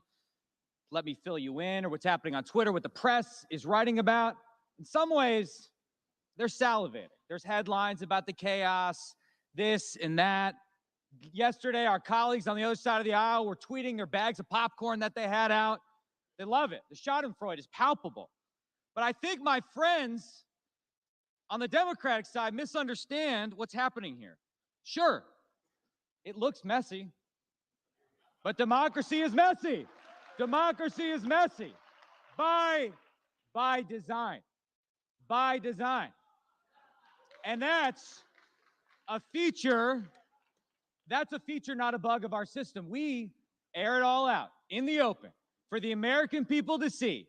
Because at the end of the day, the president's not in charge. The Supreme Court's not in charge. The Speaker of the House is not even in charge.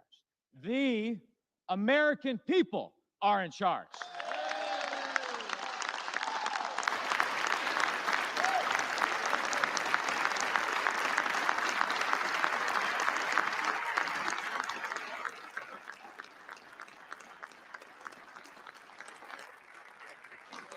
And I'm proud to be part of a party that welcomes debate, that invites different views, that isn't afraid of that. Now, I listened to some of my colleagues yesterday. Mr. Roy from Texas, my good friend, he knows I respect his views. I have been his partner in anti-proxy voting crusades, pro-regular order crusades. I understand. I know that his intentions are pure. I know a lot of people are just frustrated with the way Congress works. But, and Chip, you know I believe that in my bones, nobody has done more to lay out a plan for how we restore the basic functioning of this institution than Kevin McCarthy. Nobody. Nobody has done that.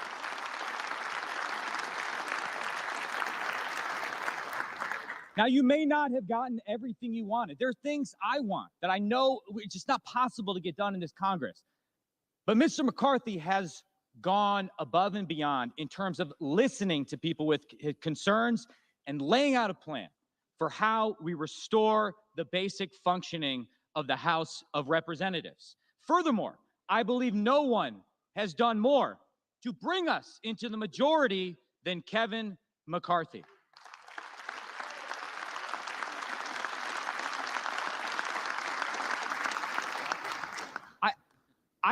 Listen, I wish we had a bigger majority, right? I wish we could do everything over the next 2 years, but the American people gave us an opportunity. They gave us, Republicans, an opportunity to inject some basic common sense into the federal government, to pull the emergency brake on a lot of the crazy we've seen in the last few years. They're asking us to do a job, and nobody has laid out a plan, a proactive policy agenda for the direction we want to take this country in more detail than Kevin McCarthy. You all had an opportunity to provide input into that plan. And the irony of this current moment and this debate we're having is that on the big stuff, we all agree, right? We want to secure the border. We don't want the executive branch to do everything through a pen and a phone. We want to work with our Democratic colleagues when it comes to standing up to our enemies abroad, right? There are basic things we know we need to do. It is time to get to work.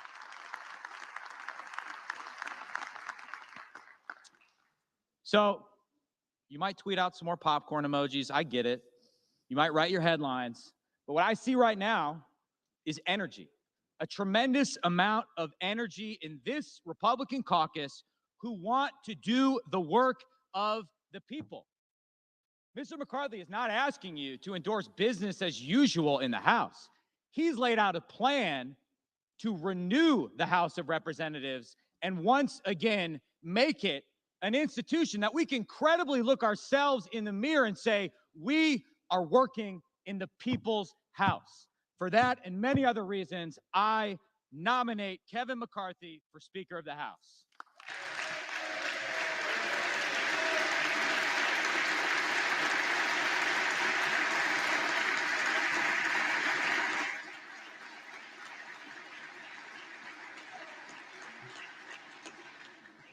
For what purpose does the gentleman from California rise? Madam Clerk, I rise to nominate Hakeem Jeffries as Speaker of this House.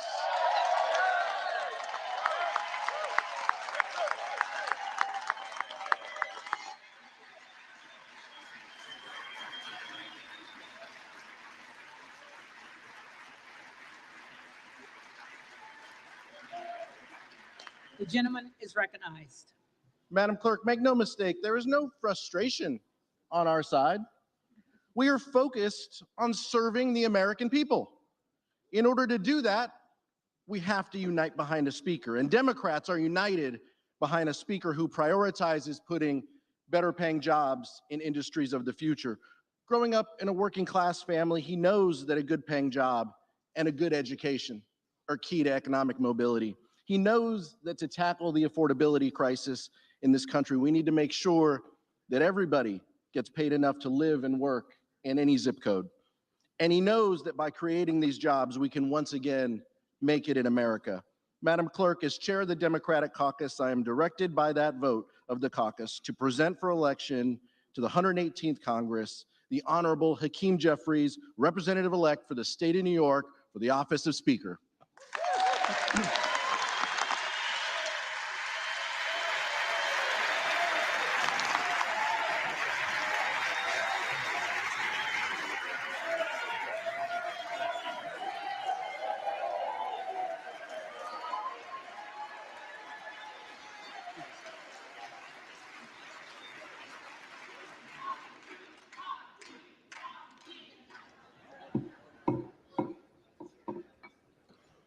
For what purpose does the gentleman from Texas rise?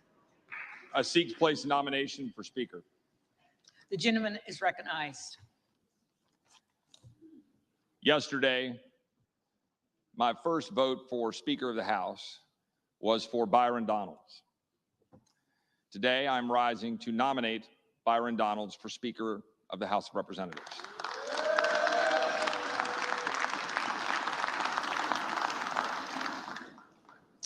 Byron is a dear friend, a solid conservative, but most importantly, a family man who loves dearly his wife, Erica, his 3 children, has a proven track record as a businessman, public service in the Florida legislature, and now as a member of the United States Congress.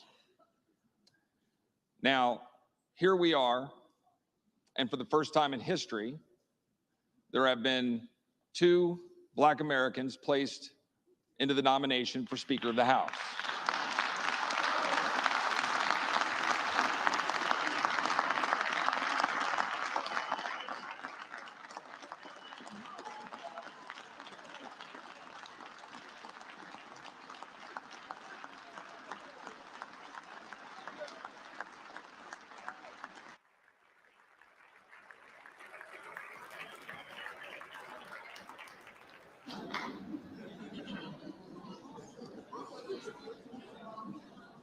However, Madam Speaker, order. Madam Clerk, order.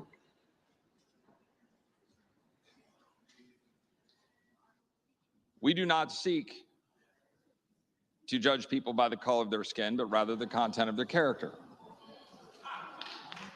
Byron Donalds.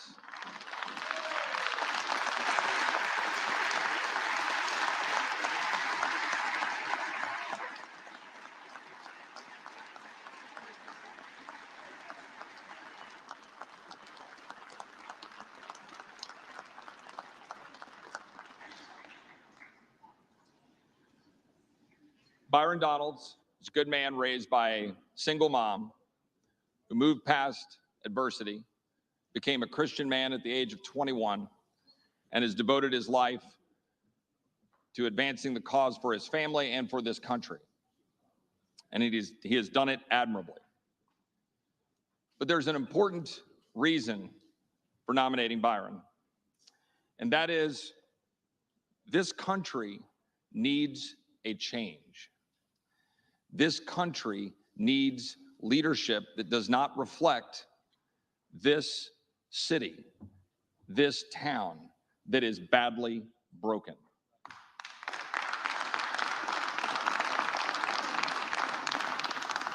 The House of Representatives is the people's house. It represents the entirety of our country, and we each represent some 750,000 people.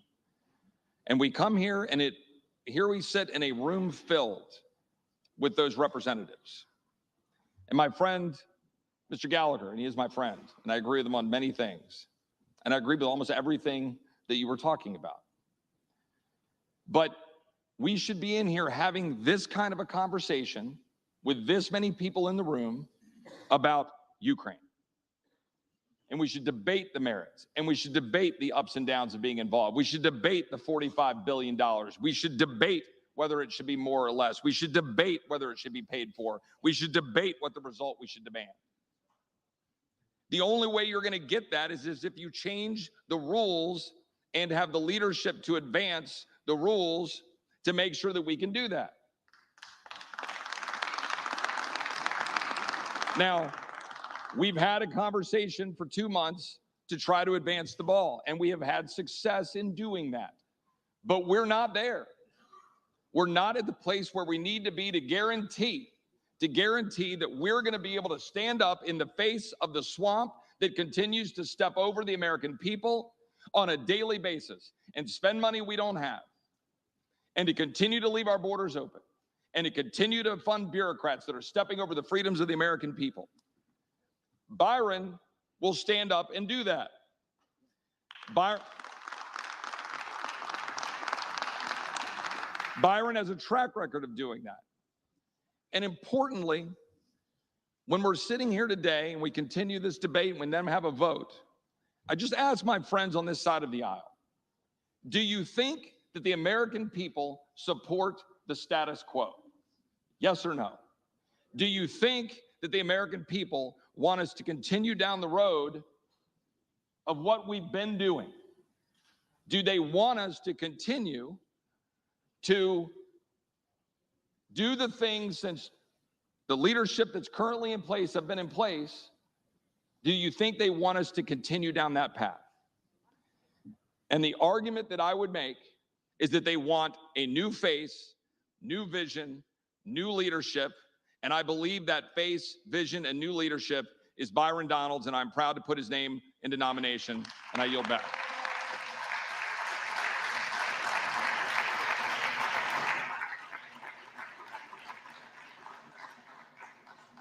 The reading clerk will call the roll.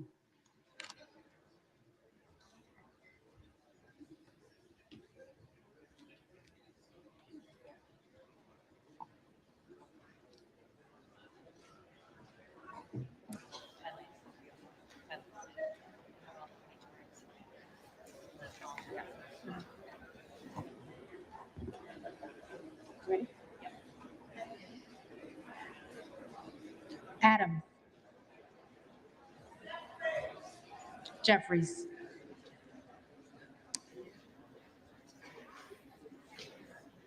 Satterholt. Adderholt. McCarthy. Aguilar. Jeffries. Alford. McCarthy. Allen. McCarthy. Allred. Jeffries. Amodei. McCarthy. Armstrong. McCarthy. Arrington. McCarthy. Auchincloss. Jeffries. Babin. McCarthy. Bacon. McCarthy. Baird. McCarthy. Balderson. McCarthy. Ballant. Jeffries.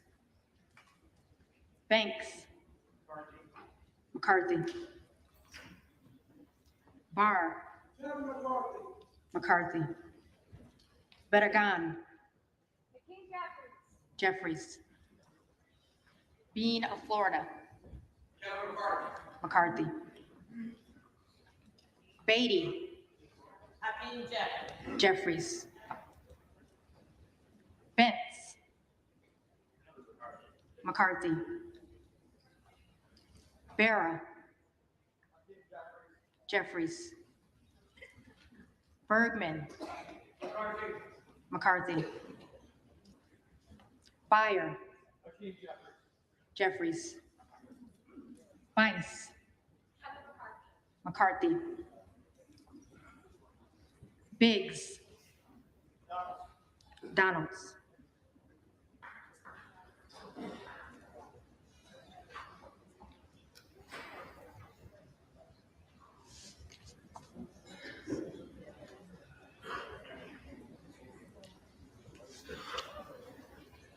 Bilirakis. McCarthy. Bishop of Georgia. Jeffries. Bishop of North Carolina. Donalds.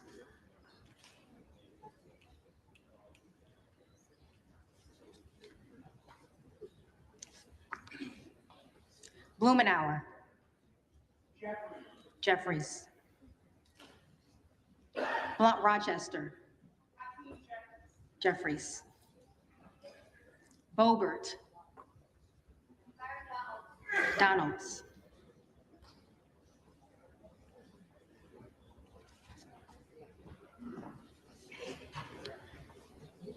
Bonamici. Jeffries. Bast. McCarthy. Bowman. Jeffries. Boyle of Pennsylvania. Jeffries. Burkeen. Donalds.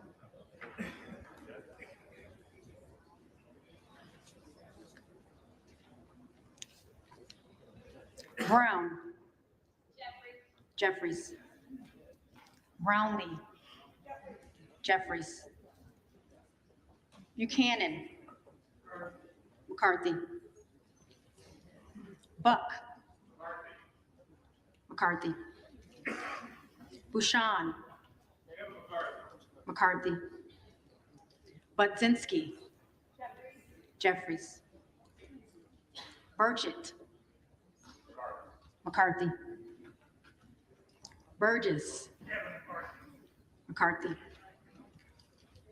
Burleson. McCarthy. Bush. Jeffries.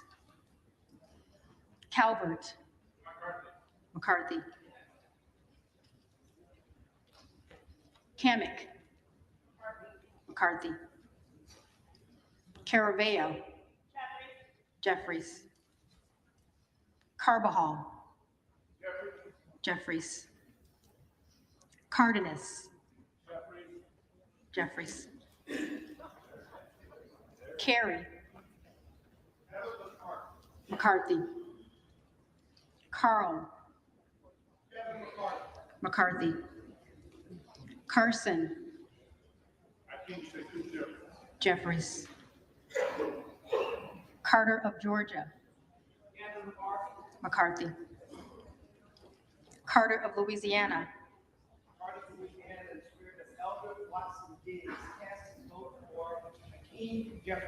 Jeffries. Carter of Texas. McCarthy. Cartwright. Jeffries. Kassar. Jeffries. Case. Jeffries. Caston. Jeffries. Castor of Florida. Jeffries. Castro of Texas. Jeffries. Chavez de Reamer. McCarthy.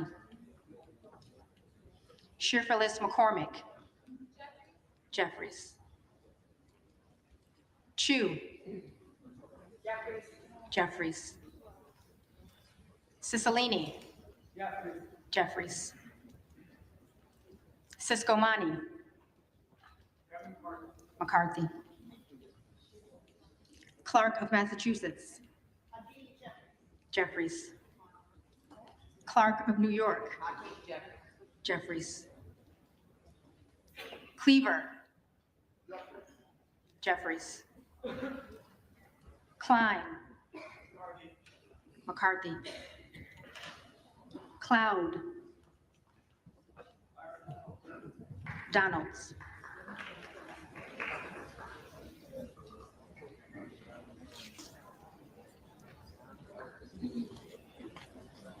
Clyburn. Jeffries. Clyde. Donalds.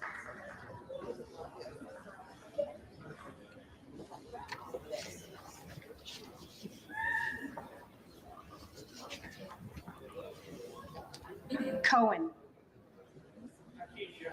Jeffries.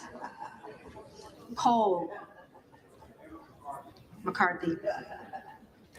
Collins. McCarthy. Comer. McCarthy. Connolly. Jeffries. Correa. Jeffries. Costa. Jeffries. Courtney. Jeffries. Craig. Jeffries. Crane. Donalds.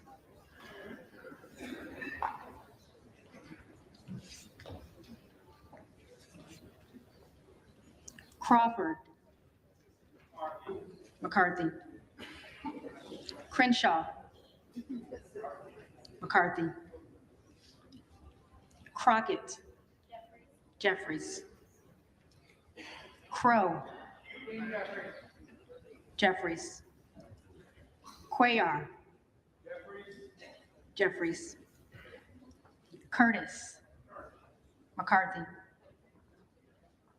Davids of Kansas. Jeffries. Davidson. McCarthy. Davis of Illinois. Jeffries. Davis of North Carolina. Jeffries. Dean of Pennsylvania. Jeffries. DeGette. Jeffries. De La Cruz. McCarthy. DeLauro. Jeffries. Del Bene. Jeffries. DeLuzio. Jeffries.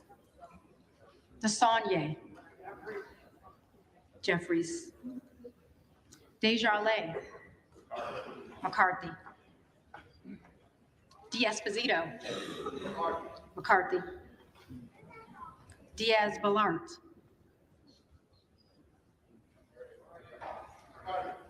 McCarthy.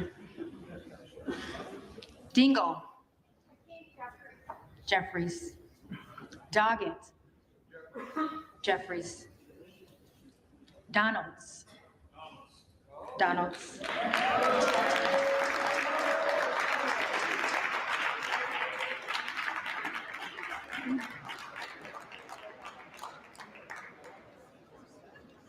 Duarte. McCarthy. Duncan. McCarthy. Dunn of Florida. McCarthy. Edwards. McCarthy. Elsie. McCarthy. Emmer.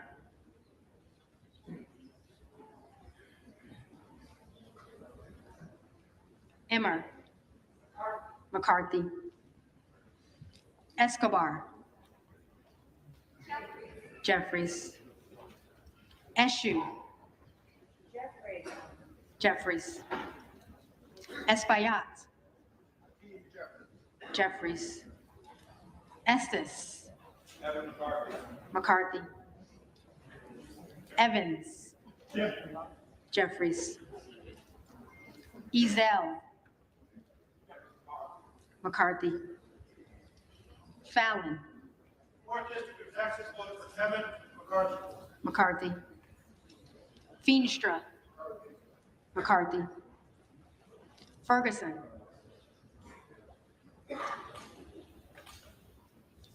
Ferguson. McCarthy. Feenstad. McCarthy. Fishbach. McCarthy. Fitzgerald. McCarthy. Fitzpatrick. McCarthy.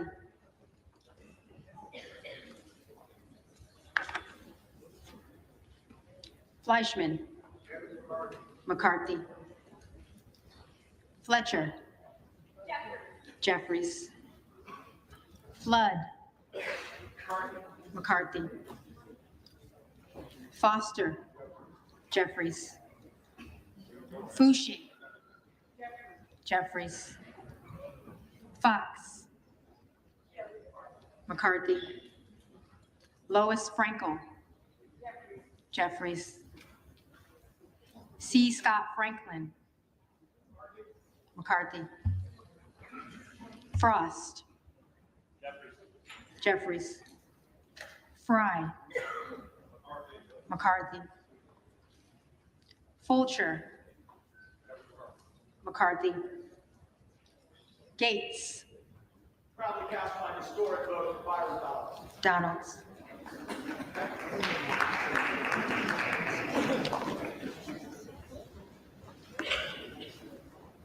Gallagher. McCarthy. Gallego. Jeffries. Garamendi. Jeffries. Garbarino. McCarthy. Mike Garcia. McCarthy. Robert Garcia. Hakeem Jeffries. Jeffries. Garcia of Illinois. Jeffries. Garcia of Texas. Jeffries. Jimenez. McCarthy. Golden of Maine. Jeffries. Goldman of New York. Jeffries.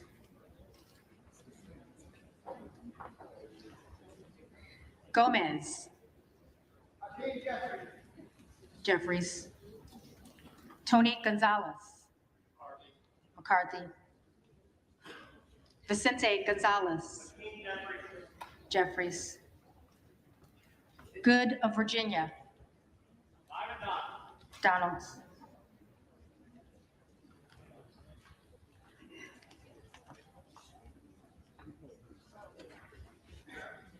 Gooden of Texas. McCarthy. Gosar. Donalds.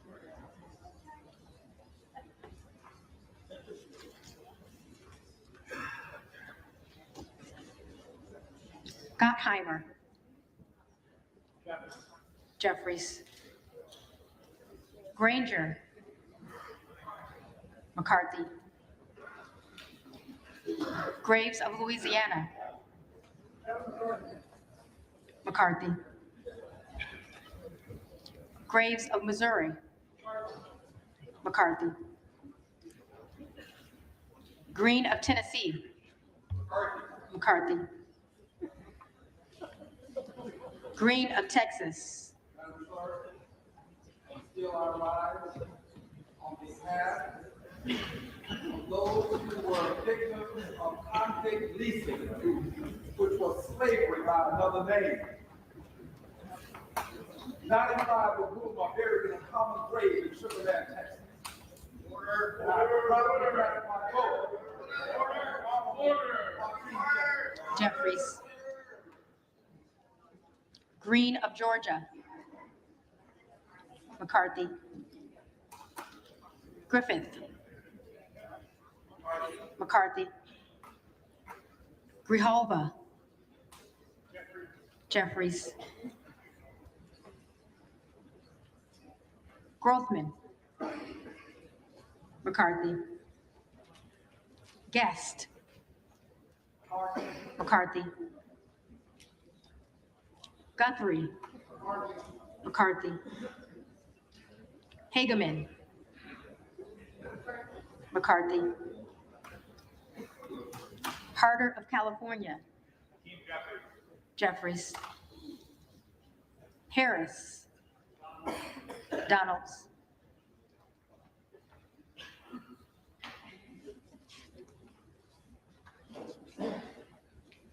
Harshbarger. McCarthy. Hayes. Jeffries. Hearn. McCarthy.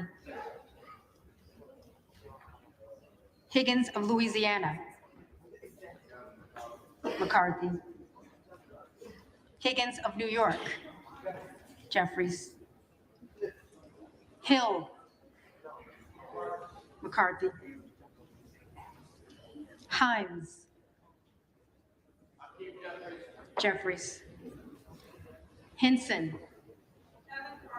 McCarthy. Horsford. Jeffries. Houchin. McCarthy. Houlihan. Jeffries. Hoyer. Jeffries. Hoyle of Oregon. Jeffries. Hudson. McCarthy. Huffman. Jeffries. Huizinga. McCarthy.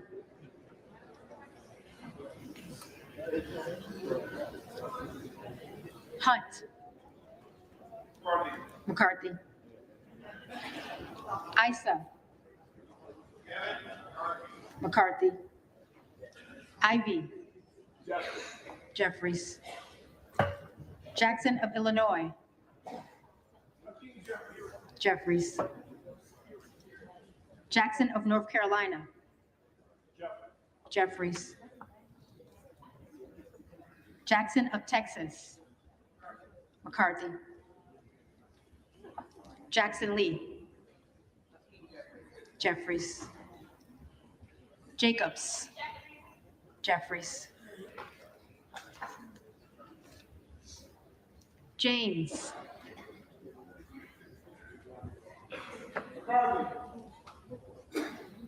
McCarthy. Jayapal. Jeffries. Jeffries. Jeffries.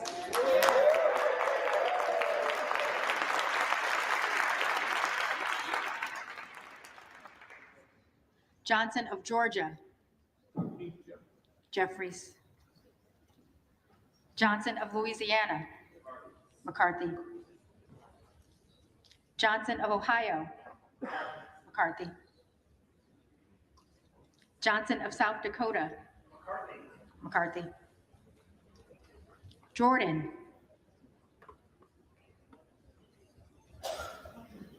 Jordan.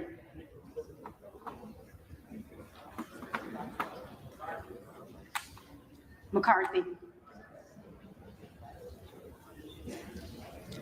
Joyce of Ohio. McCarthy. Joyce of Pennsylvania. McCarthy.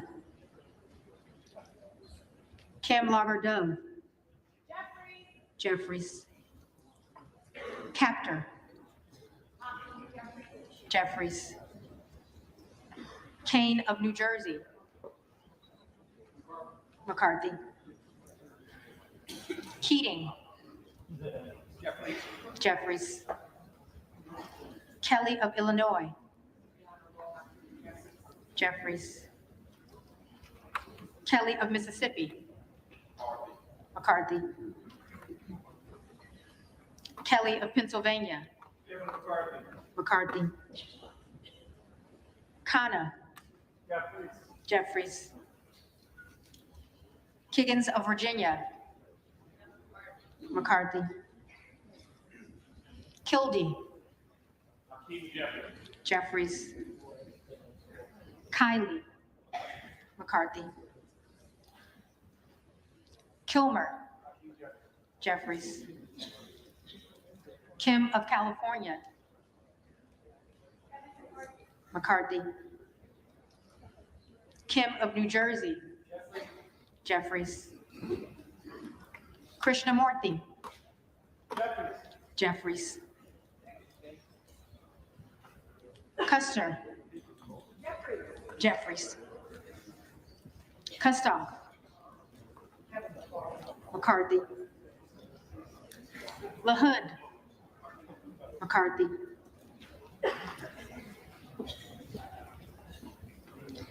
LaLota. McCarthy. LaMalfa. Day 2 of 117. McCarthy. Lamborn. McCarthy. Landsman. Jeffries. Langworthy. McCarthy. Larson of Washington. Jeffries. Larson of Connecticut. Jeffries. Latta. McCarthy. LaTurner. McCarthy. Lawler. So the last vote, the Honorable Kevin McCarthy. McCarthy.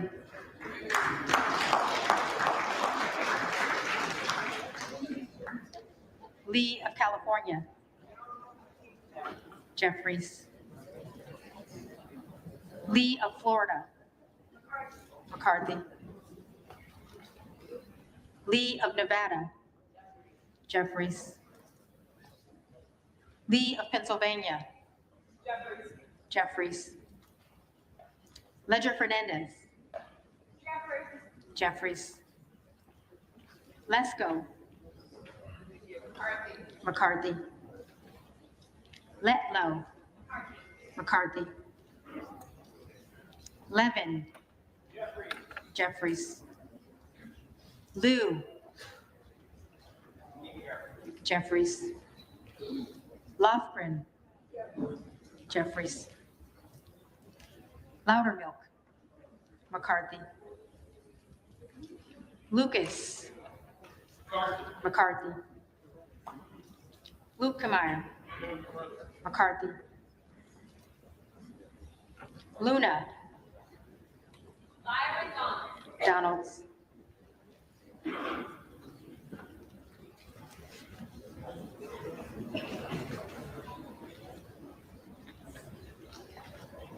Luttrell. McCarthy. Lynch. Hakeem Jeffries. Jeffries. Mace. McCarthy. Magaziner. Jeffries. Maliotakis. McCarthy. Mann. McCarthy. Manning. Jeffries. Massey.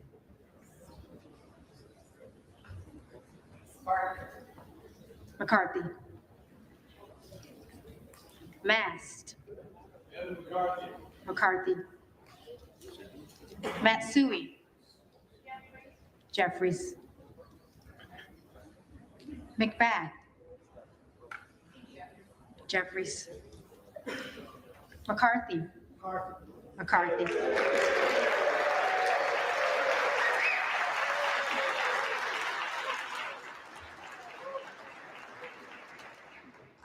McCall. McCarthy. McLean. McCarthy. McClintock. McCarthy. McCullum. Jeffries. McCormick. McCarthy. McGarvey. Jeffries. McGovern. Jeffries. McHenry. McCarthy. Meeks. Jeffries. Menendez. Jeffries. Mang. Jeffries. Muser. McCarthy. Mfume. Jeffries. Miller of Illinois. Donalds.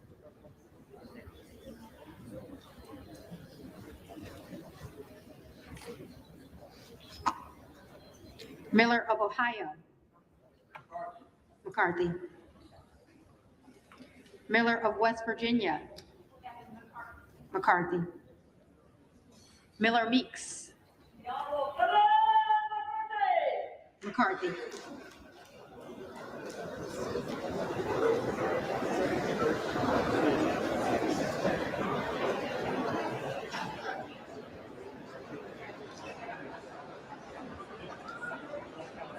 Mills.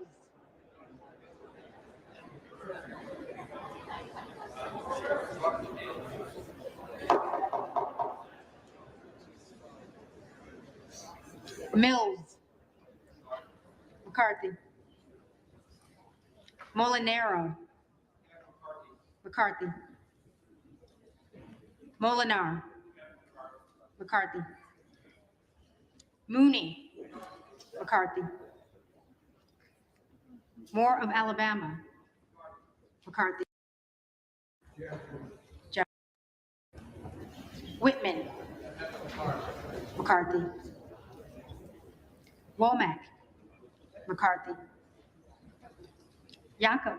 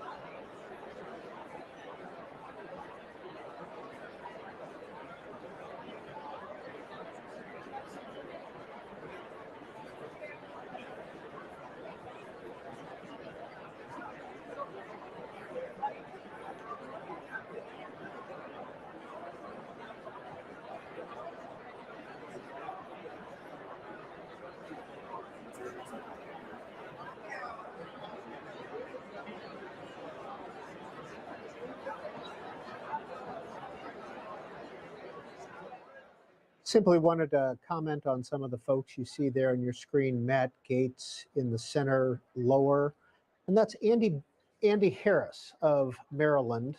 Those two are both defectors. Ralph Norman, South Carolina, with his back to us, and then Jim Jordan is over there. And Congressman Jordan has voted for Kevin McCarthy each time, while Representatives Norman, Harris, and Gates have not. These are some of the conversations happening on the floor as we speak. Live coverage on C-SPAN.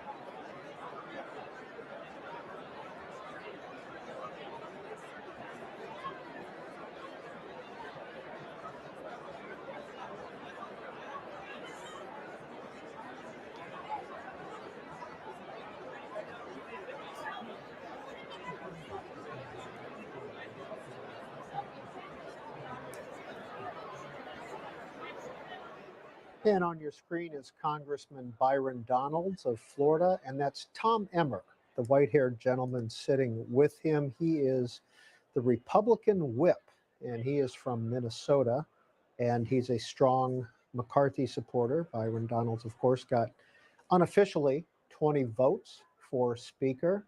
That count that you see on the left-hand side of your screen, while probably accurate, it is unofficial until the reading clerk says it out loud and confirms the results.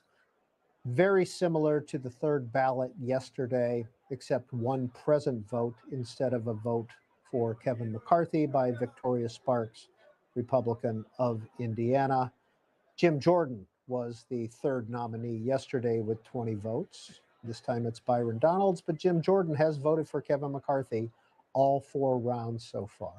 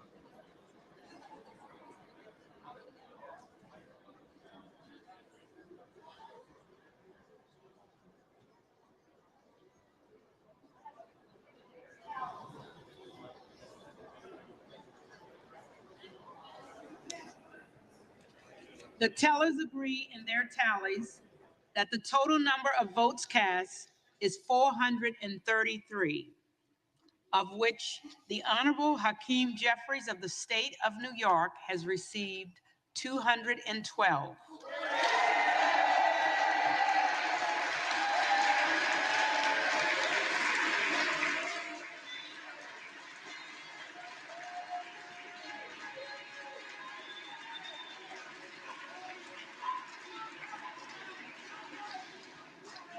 The Honorable Kevin McCarthy of the state of California has received 201.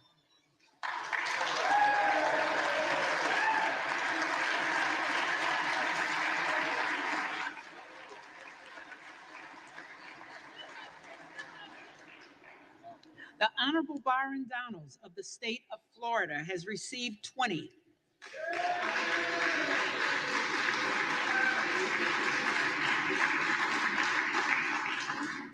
With one member-elect recorded as present.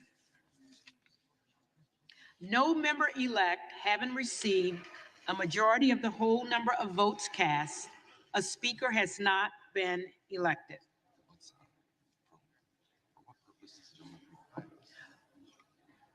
For what purpose does the gentleman from Ohio seek recognition? Madam Speaker, I rise to nominate Kevin McCarthy as Speaker of the House. The gentleman is recognized.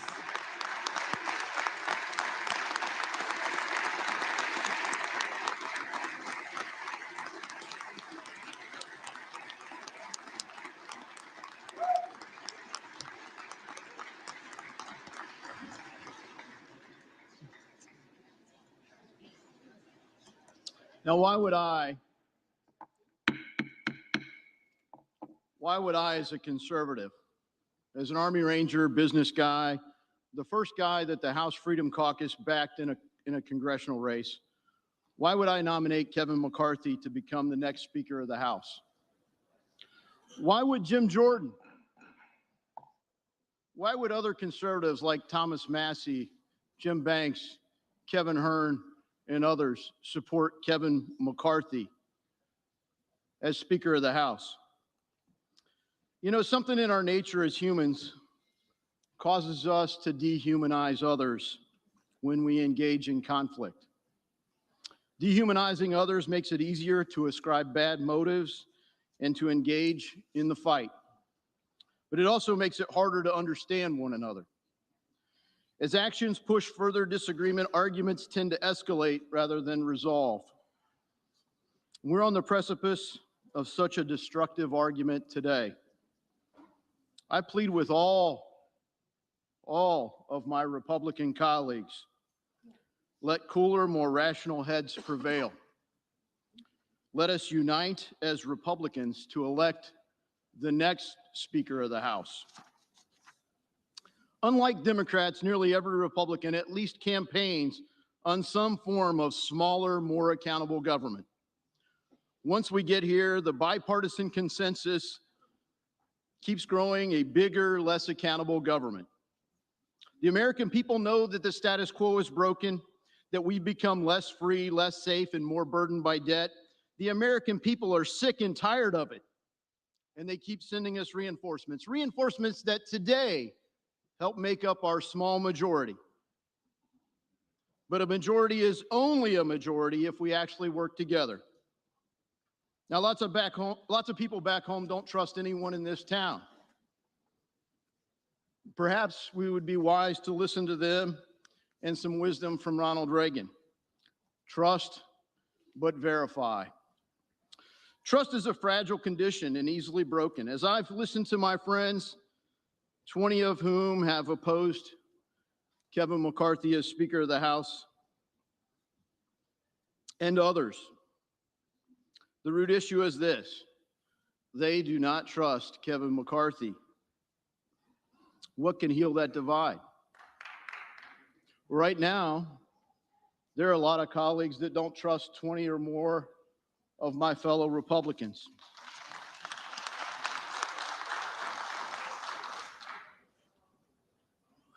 Right now, though we remain divided, an actual majority of the House Freedom Caucus members do support Kevin McCarthy. This summer, a unified House Freedom Caucus started the negotiations with a proposal for new rules, a different way to govern that empowers committees and regular members. We proposed that a set of tools could be structured to make trust more verifiable and allow recourse if that trust is ever broken. Following the election, Kevin McCarthy engaged in that negotiation.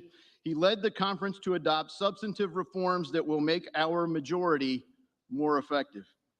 Let me list some of them. Andrew Clyde's proposal to restore public access to the Capitol. Lauren Boebert's proposal to reduce the linkage between the NRCC and the steering committee process. Gary Palmer's proposal to cap spending on suspension bills. Ralph Norman's proposal to limit leadership reports and make conference more about engaging all members. Chip Roy's proposal to provide a 5-day notice for suspension votes. Dan Bishop's proposal in privileged resolutions. Scott Perry's proposal for additional conference meetings ahead of key votes. Bob Good's proposal on standalone appropriations bills. Andy Biggs' proposal limiting suspension waivers from committees. Chip Roy's proposal to make co-sponsored amendments in order. Affirm 72-hour publication of bills before calling for a recorded vote. An end to proxy voting. An end to remote participation in committee work by members of Congress. The Holman Rule. An end to the Gephardt Rule. Cut go instead of pay go. An end to unblocked suspension votes. A major reform worked out with Morgan Griffin, what we hope to call the Griffin Rule, on single subject bills subject to germaneness points of order and amendment. Diverse viewpoints on every committee. Lastly, a church-style commission was added to the Judiciary Committee focused on the abuses our own big government has unjustly collaborated with big business and big tech to silence, persecute, or even prosecute our fellow citizens. As Thomas Massey pointed out, Elon Musk bought a crime scene. Now that we know and the public knows, the question is, what in the hell are we going to do about it? Well, this select committee answers that question with oversight and leadership by our most effective member, my friend and colleague, the future chairman of the House Judiciary Committee, Congressman Jim Jordan. We, as Republicans, are a big and diverse conference. The real question goes back to strategy. Can we accept incremental progress? Can we work for a victory, one first down at a time? Or can we only accept the high-risk trick plays? Can we set about the hard work of winning debates with our colleagues, as we have done through this process? Can we take a win every now and then and give hope to the forgotten men and women of America who no longer believe this place, this people's house, cares about them? Or having achieved nearly every concession that we've asked for, including a motion to vacate the chair with one privilege resolution, does it really boil down to this, that 20 or more of my colleagues will never trust Kevin McCarthy as Speaker? I feel at this time we risk a worse outcome if we cannot unite behind the man that has helped us achieve these substantive reforms. Reforms that offer all of us, this whole body, hope for change in this broken status quo. Reforms that our voters have demanded, reforms that we've worked hard together to achieve, and finally, reforms that we risk forfeiting if we do not work together as Republicans to elect the next Speaker of the House. Now's the time for deeds, not words, and I nominate Kevin McCarthy for Speaker of the House. I humbly ask for your support.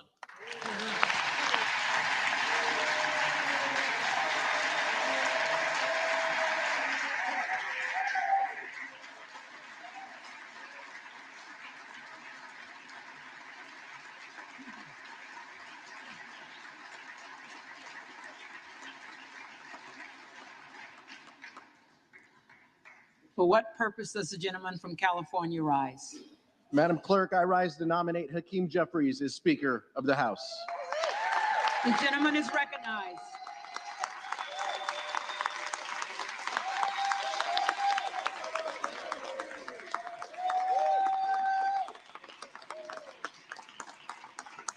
Madam Clerk, the lead vote getter in the last 4 tallies, Democrats are united behind a Speaker who will work to codify the right to seek an abortion into law. Like all of us, Hakeem has spoken about consistently the disastrous Dobbs decision. He has spoken time and time again that it is well past time to codify Roe v. Wade into law, and he knows that young women should not grow up in a world with fewer rights than their parents and grandparents. He will ensure that reproductive freedom is enshrined into law. So that's why, Madam Clerk, as chair of the Democratic caucus, I am directed by the caucus to present for election Hakeem Jeffries, Representative-elect from New York, as our next Speaker.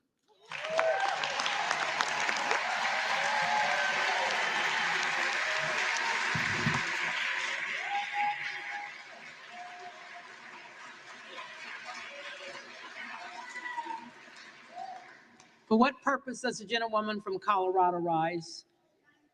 I rise to nominate Congressman Byron Donalds. The gentlewoman is Speaker. recognized. I rise today to nominate Byron Donalds, my friend, an amazing man of Florida, an amazing leader, someone who almost even took leadership here in our Republican Party and came very close in doing so, and it was a very brave run that he took.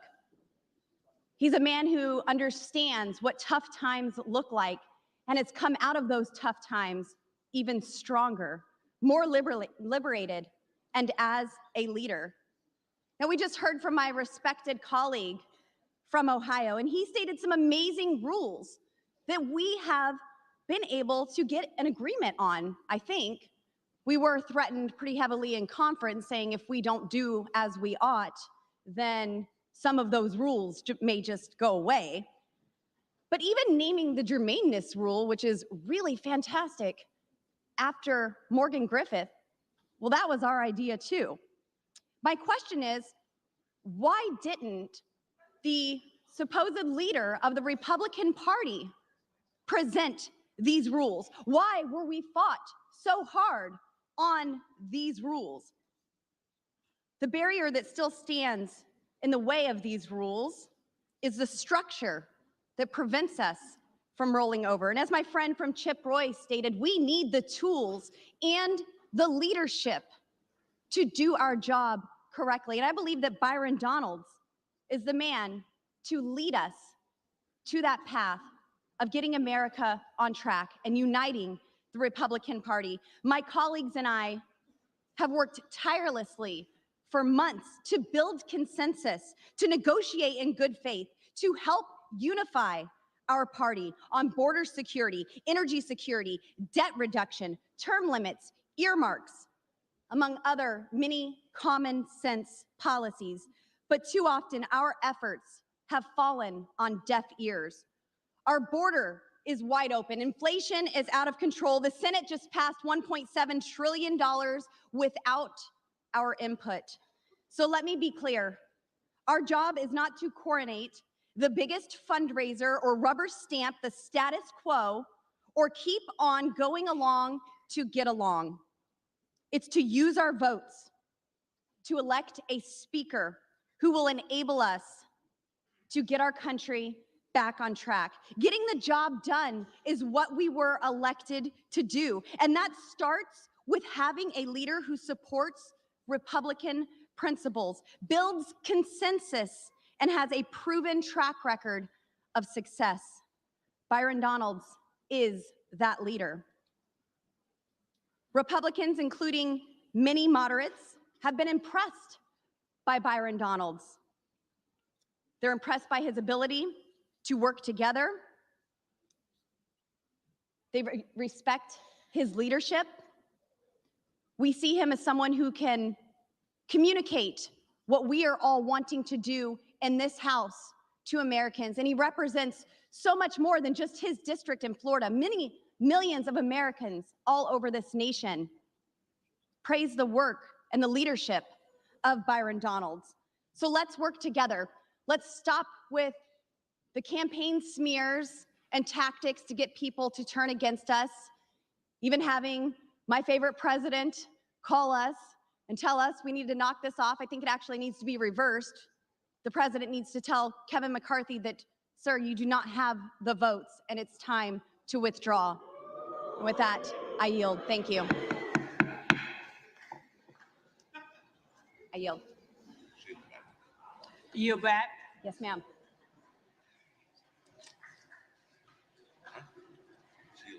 The reading clerk will again call the roll.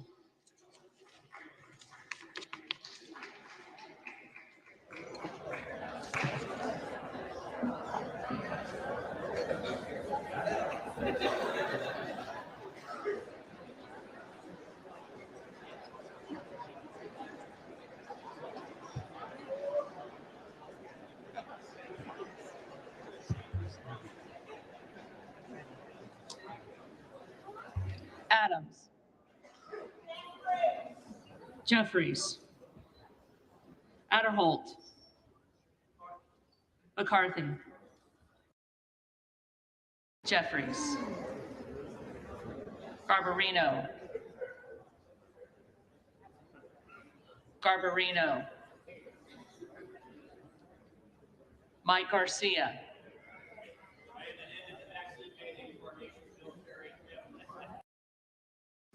Muser. McCarthy.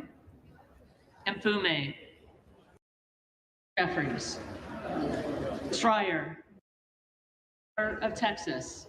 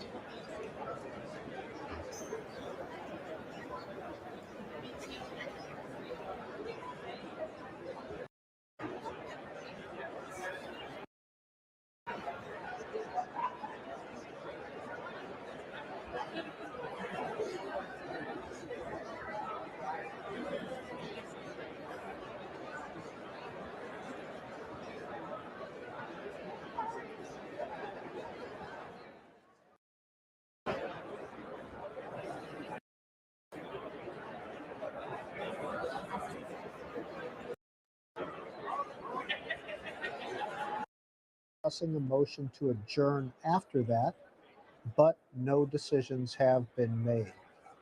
Now, if you've been with us all afternoon, the House has been in session since noon. That's 3 hours, and they've taken another 2 votes today, and another one looks likely to occur. If you have to step away, if you are on the go and out and about, of course, you can always hear us on C-SPAN radio, but you can also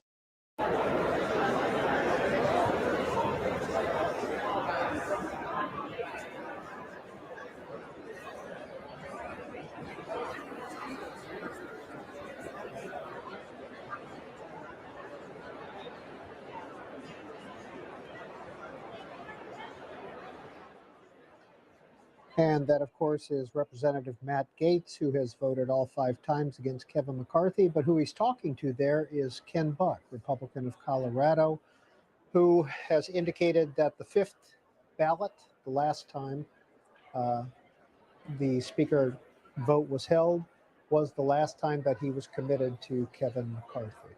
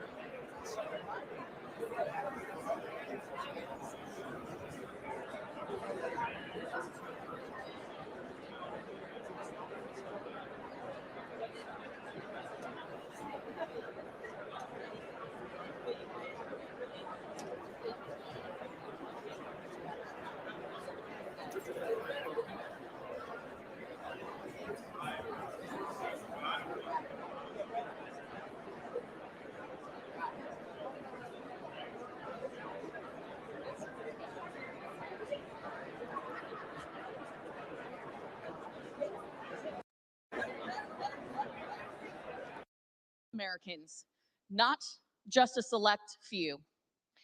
To all Americans watching right now, I want to tell you that we hear you. We hear you, and we will get this right. No matter how messy this process is, we will emerge better for having been through this, because nothing great ever comes easy. For the last several months, negotiations have gone back and forth over a rules package to make this chamber, your chamber, a better place to deliver better results for you, the American people. And I want to remind everyone watching, listening here in this chamber, that this chamber and this body, our country, we are bigger than a single person or a single moment in time. We are a nation collectively of great people, great patriots, and great moments of courage. The rules package that has been highlighted by so many of my colleagues dictates how this chamber functions, how bills come to the floor, how much time we get to read these bills, whether or not we will get single issue bills, and whether or not we can vote proxy. And as you have witnessed from events yesterday, so many people have said, what are the next steps? What will we accomplish if we continue down this current path? Will we wake up tomorrow and be in this exact same place? The people calling my office said over and over and over again, it is time to get to work. Anything less is unacceptable. And you know, as we stood on this House floor yesterday, and again today, over 200 people were poisoned from fentanyl. Fentanyl that came from an open border because of the Biden open border policy. Over 5,000 people were encountered at the border because of Biden's open border policies. These are the issues that people care about. They don't sit around their kitchen tables at night saying, I wonder who's going to be speaker. No, they elect people to come here to do the things that matter, the issues that impact them every single day. And in an era of uncertainty, the last thing they need is uncertainty within this chamber. We were elected to be the voice of our constituents. We are their voice in this chamber. And they didn't send us to be perpetual critics. They sent us to get things done.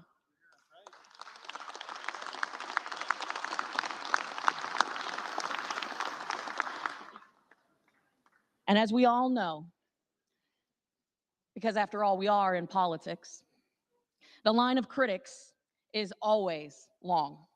But the list of those that are actually rolling up their sleeves and doing the difficult job of leading, of uniting, of delivering results, especially in a chamber like this, well, that list is very short. Kevin McCarthy has proved that he can get things done. He has proven that he is willing to stand up in the face of critics and not only prove them wrong, but work with them.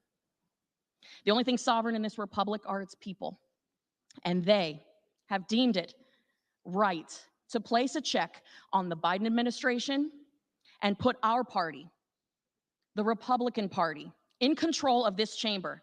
Now is the time that we take control. I understand a lack of trust among some of our colleagues. I do. Will the House be in order? I understand a lack of trust among some of our colleagues.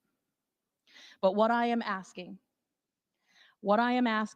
is that we all trust the American people who sent our colleagues here.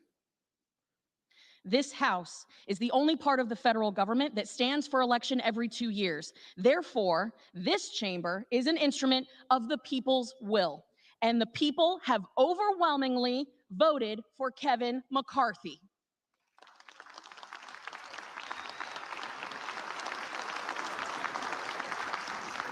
If we continue down this road, if we continue with the actions of yesterday and today, we stifle the will of the American people. The changes to the rules of this place and how it functions have been overwhelmingly positive in the last few weeks. Legislation stands ready. It is time to unite, roll up our sleeves, and get to work doing the people's business.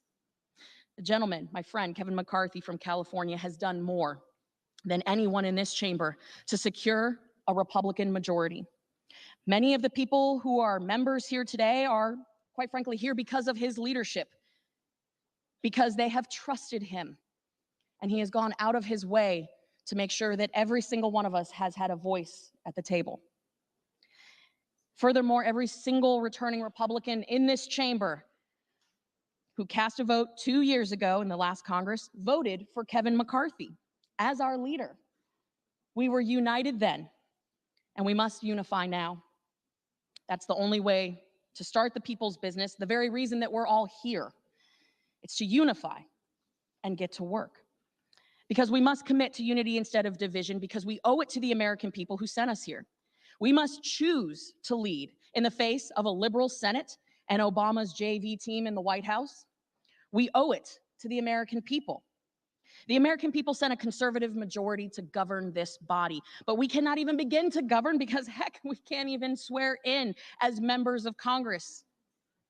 I've traveled the country for the last 2 years as the youngest Republican woman in the 117th Congress, helping to secure a majority of members who are on both sides of today's Republican vote. Diversity of thought is a good thing. It's one of the things that sets us apart from our friends on the other side of the aisle. Yes, diversity of thought is a good thing. But they want us divided. They want us to fight each other. That much has been made clear by the popcorn and blankets and alcohol that is coming over there.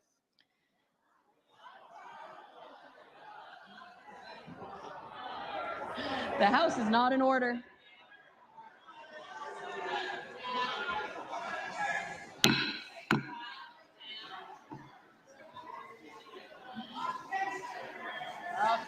The House is not in order.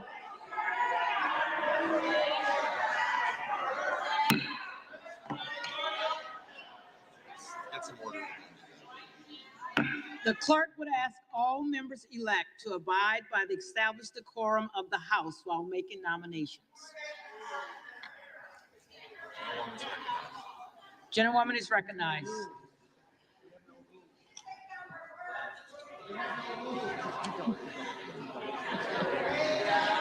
As evidenced by my colleagues' actions,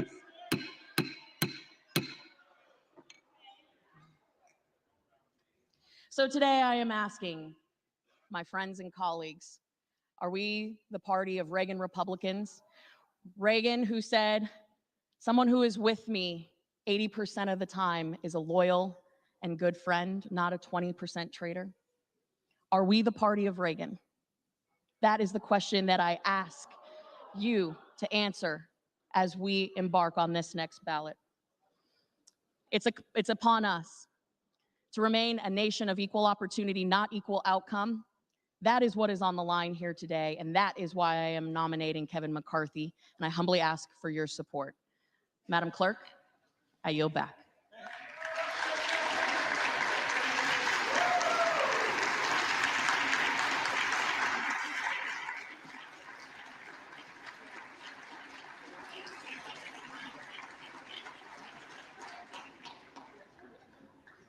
For what purpose does the gentleman from California rise? Madam Clerk, I rise to nominate Hakeem Jeffries as Speaker of the House, the lead vote getter in the last 5 rounds. The gentleman is recognized.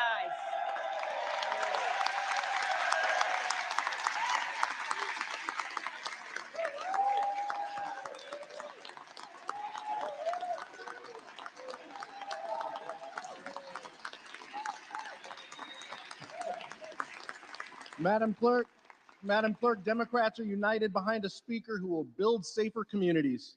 He's a leader in gun violence prevention.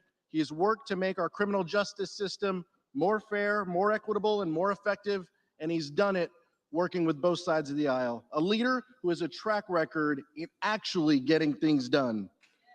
And he understands that public safety, public health, and economic opportunity must go hand in hand. That's why, at the direction of the Democratic caucus, I advance the name of Hakeem Jeffries from Brooklyn, New York, as our next Speaker for the 118th Congress.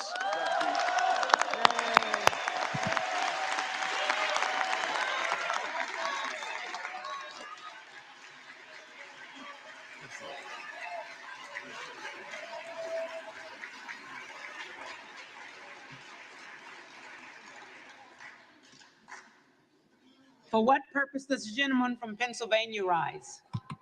Madam Speaker, to nominate the gentleman from Florida, Mr. Donalds. The gentleman is recognized. Thank you. Ladies and gentlemen, no matter what side of the aisle you're on, no matter what your political persuasion, one thing is universally recognized across this country. Washington is broken.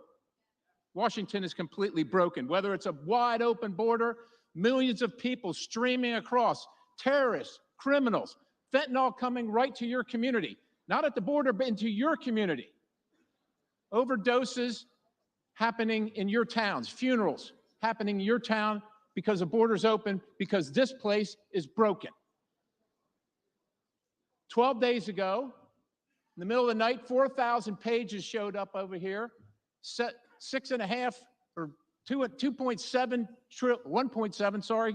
1.7 trillion dollars in spending, 7,200 earmarks, 24 hours time to read it, like a Christmas tree right before Christmas that nobody outside of this town wanted. If you've been here for 1 year, you voted on that once. If you've been here for 3 years, you voted on the same thing 3 times. If you've been here for 10 years, you voted on it 10 times. Washington is broken. We got crime running across the streets, no matter what community you're in, because now this town has decided that somehow the criminals aren't understood, and we've abandoned the victims. This is what people in our country are dealing with. We are funding wars in other countries while we're destroying our own military because this town is broken. We have an administration that has contempt for the American people and is using these big corporations to spy on Americans and using the instruments of federal power to persecute and prosecute them because this town is broken. And this place is literally broken. There hasn't been an amendment on the floor for 6 years in this town. So if you're not on the committee of jurisdiction, but it affects your citizens, well, too bad for you. You just vote yes or you just vote no. That's not how this place was designed to be. We vote on bills that have all kinds of things that have nothing to do with the bill itself. Everybody came here because they said to their constituents, this town is broken. and I want to fix it. Well, how are you going to fix it if you come to this town and just step right in line and keep doing the same things that everybody has done before you? It's not going to fix it, and the American people know it. And I would say this. I think the person that has done the most to make this fabulous, this wonderful Republican majority is Speaker Pelosi and her policies. That's what has achieved this majority over here, because the American people are sick and tired of it, and they've had enough of it. Now, this is not about personalities. It's not about personalities. It's about the policies that come out of here. This is not about personalities on this side of the aisle or that side of the aisle. We believe, and we want to believe,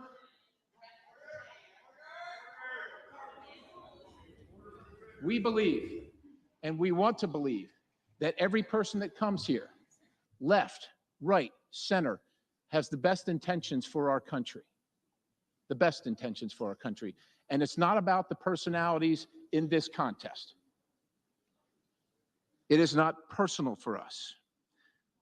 But because we all acknowledge and we all know that Washington is broken, we must take a new path. There must be a new vision so that Congress works for the American people. Because the American people are watching what's happening here, and they've watched what's happened here, and they're sure in their hearts, and they can prove it, that this town works for this town. That's who this town is working for. Ladies and gentlemen, we are making history today. We are making history in this process. And we are showing the American people that this process works. Yeah, it's been about 100 years. It's been about 100 years since this has happened before. But we have said we're not going to take any more of Washington being broken. We're going to do something for the American people, and we're going to fix it. And is it going to be painful? And is it going to be difficult? Yeah, it probably is. That's why it took 100 years. It probably is. But we're going to do it. And we can also make history today by making the first... Will the House be in order? By electing the first Black Republican Speaker of the House. Yes, thank you. Now, as my colleagues probably know, the first Black members of Congress to serve in this body were Republicans. As a matter of fact, you probably also know that Frederick Douglass, who went and worked with Abraham Lincoln to emancipate the people of color in this country, said he would never be anything but a Republican, I am here to nominate Byron Donalds because he has accomplished many things. He is a man of faith. He is a family man. He is a businessman, and he is a man of community service. He's come from the school of hard knocks, because not all outcomes in life are equal, but America is the place where we can each do great things regardless of our humble beginnings, each one of us. Now, Byron is a product of single family where it's not easy. It's not easy. But he has succeeded in America, and that's a testament to what we have created here and what we're trying to save. He's got a record of accomplishing things. He has a record of being on the right side. He is respected, he is trusted, he is capable, and he achieves results. Now, Byron has a big mind, and he's big in stature as well.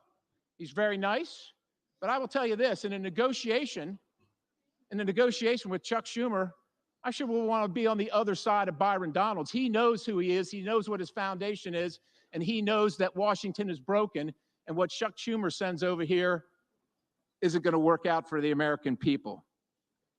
Ladies and gentlemen, Washington is broken.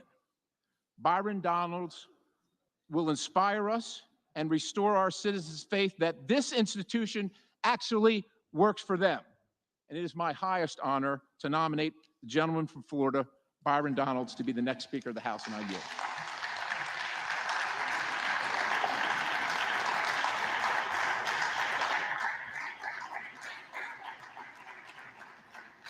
The reading clerk will call the roll.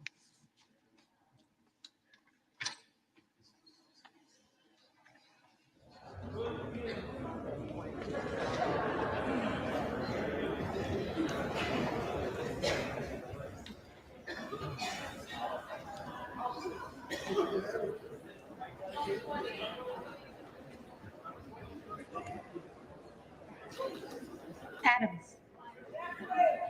Jeffries. Adderholt. McCarthy. Aguilar. Jeffries. Alford. McCarthy. Allen. McCarthy. Allred. Jeffries. Emily. McCarthy. Armstrong. McCarthy. Jeffries. Rothman.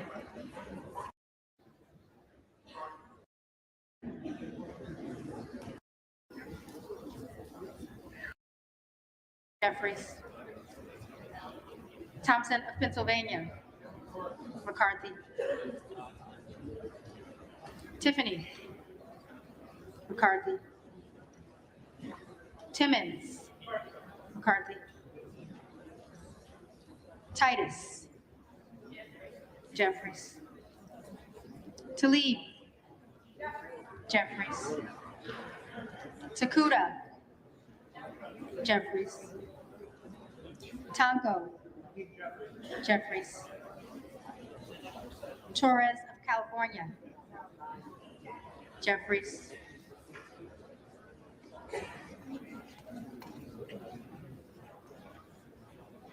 Torres of New York. Jeffries. Trahan. Jeffries. Trone. Jeffries. Turner. Turner. McCarthy. Underwood. Jeffries. Valadeo. McCarthy. Van Drew. McCarthy. Van Dyne. McCarthy. Van Orden. McCarthy. Vargas. Jeffries. Vasquez. Jeffries. VC. Jeffries. Velasquez. Jeffries. Wagner. McCarthy. Wahlberg. McCarthy. Waltz. Waltz. Wasserman Schultz. Jeffries. Waters. Jeffries. Watson Coleman. Jeffries.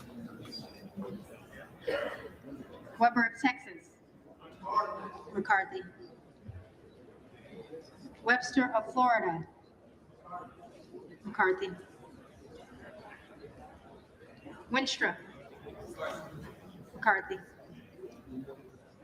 Westerman. McCarthy. Wexton. Jeffries. Wild. Jeffries. Williams of Georgia. Jeffries. Williams of New York. McCarthy. Williams of Texas. McCarthy. Wilson of Florida. Jeffries.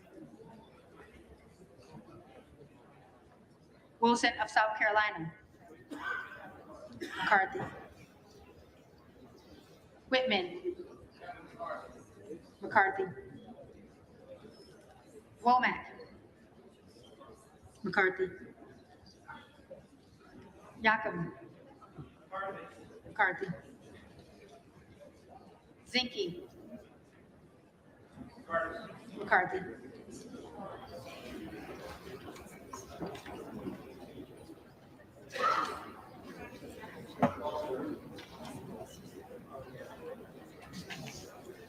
The reading clerk will now call the names of the members-elect who did not answer the first call of the roll.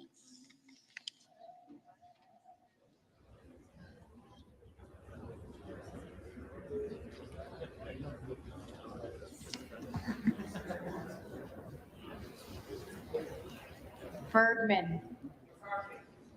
McCarthy.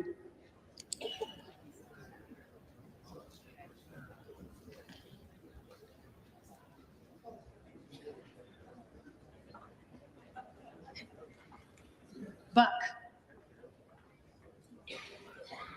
Buck.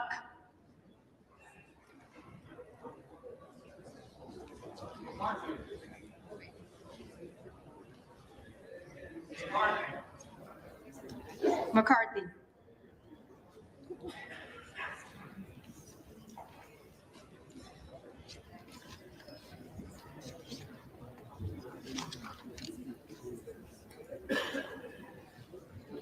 Magaziner. Jeffries.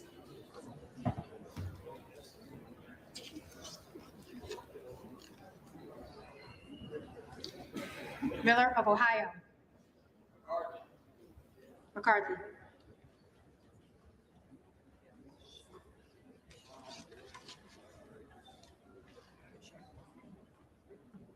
Sherrill. Jeffries.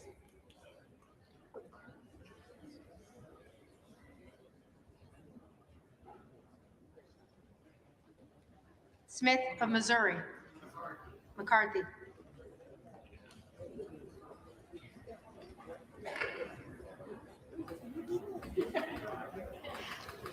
Sparks. Present.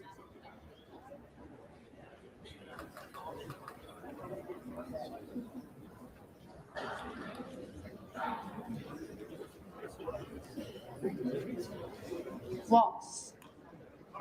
McCarthy.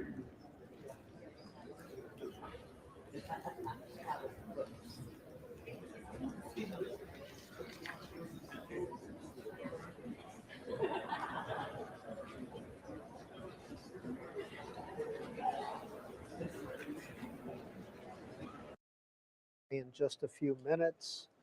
212 for Hakeem Jeffries. Every Democrat votes with him.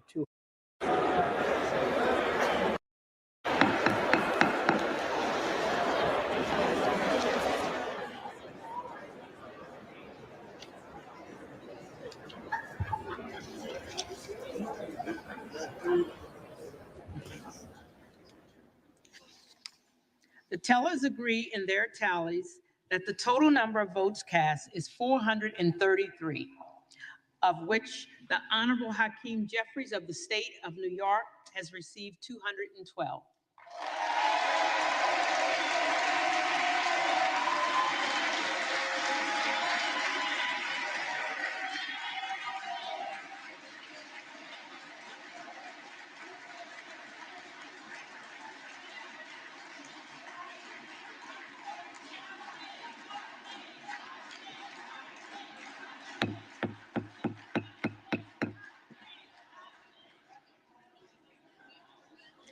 The Honorable Kevin McCarthy of the state of California has received 201.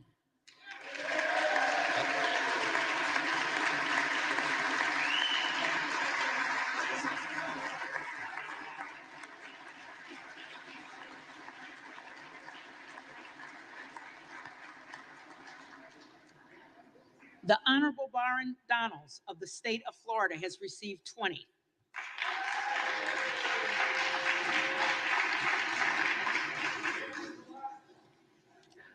With one member as present. No member-elect having received the majority of the votes cast, A speaker has not been elected. For what purpose does the gentleman from Oklahoma rise? I move that we adjourn until 8 o'clock this evening. The question is on the motion to adjourn. All those in favor say aye. Aye. All those opposed, no. The ayes have it. Motion's adopted. The motion is adopted.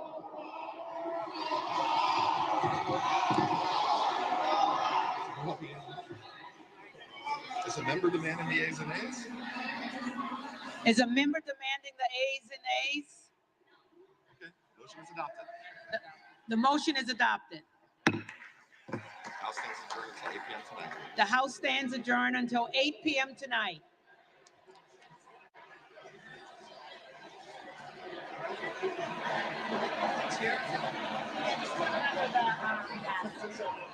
On the floor, it's fine.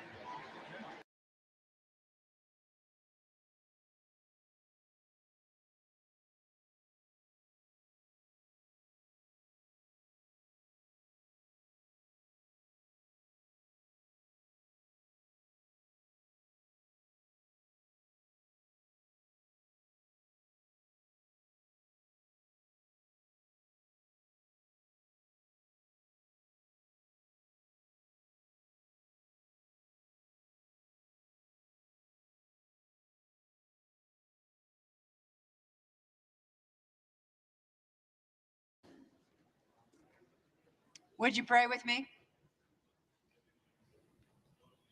Build this house, O Lord, lest all who labor therein do so in vain. Watch over our gathering this evening, lest we stay awake without purpose. Provide wisdom, discernment, and forbearance, lest we eat the food of our anxious toil and exhaust ourselves for nothing. For you have called us together from the far-reaching corners of this great nation to uphold a vision founded on our belief in the fundamental rights endowed by you, O God, our Creator.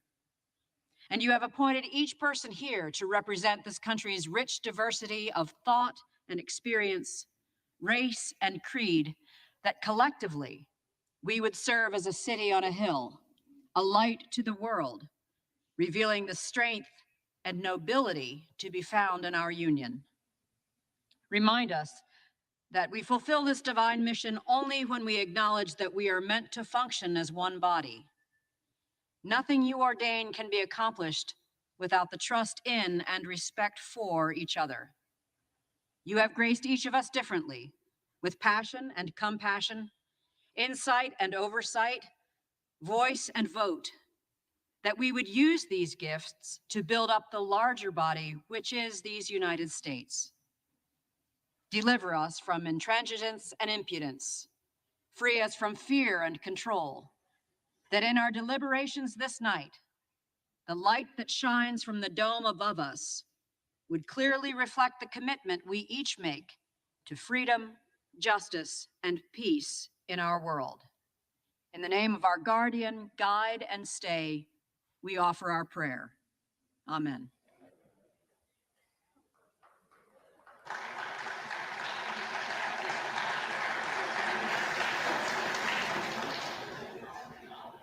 The chair has examined the journal of the last day's proceedings and announces to the House the approval thereof. Representatives-elect are invited to join in the Pledge of Allegiance.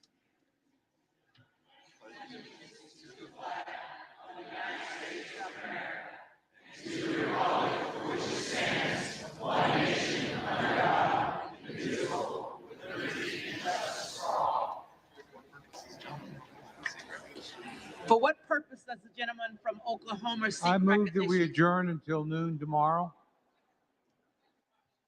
The question now occurs on the motion of the gentleman from Oklahoma. Those in favor say aye. Those opposed say no.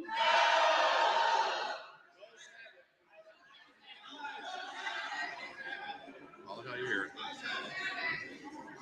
Call it how you hear it.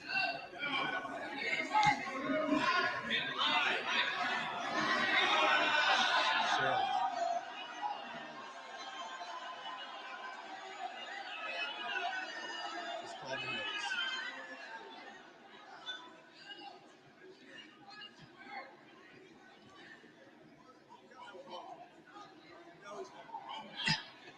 For what purpose does the gentleman from California? Madam Clerk, I ask for the yeas and nays. You have to call the voice vote. The, Guys have it, the yeas and nays are ordered. have it, the yeas and nays are ordered. Requested. The yeas and nays are requested. The yeas and nays are requested. Continue to read. A sufficient number having risen, the yeas and nays are ordered. Members will record their votes by electronic device.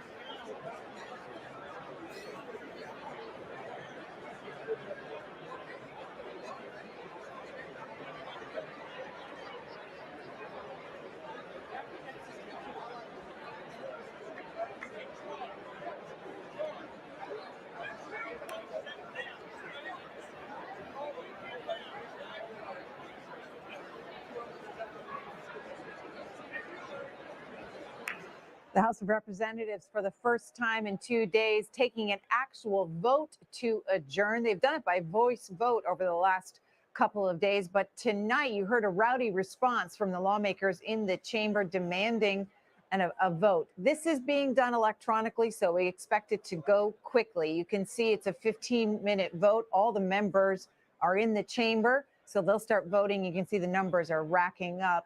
After that, if they get the votes that they need to adjourn, they will be out of session from the House floor until noon tomorrow, and presumably negotiations will continue for a speaker. The U.S. House of Representatives is still without one. No lawmaker has secured the necessary votes, and this is the first time in 100 years that this speaker vote has gone to multiple ballots. Chad Pergram of Fox News saying if the House votes against adjourning, the House is compelled to take another vote on Speaker. That will be the 7th vote.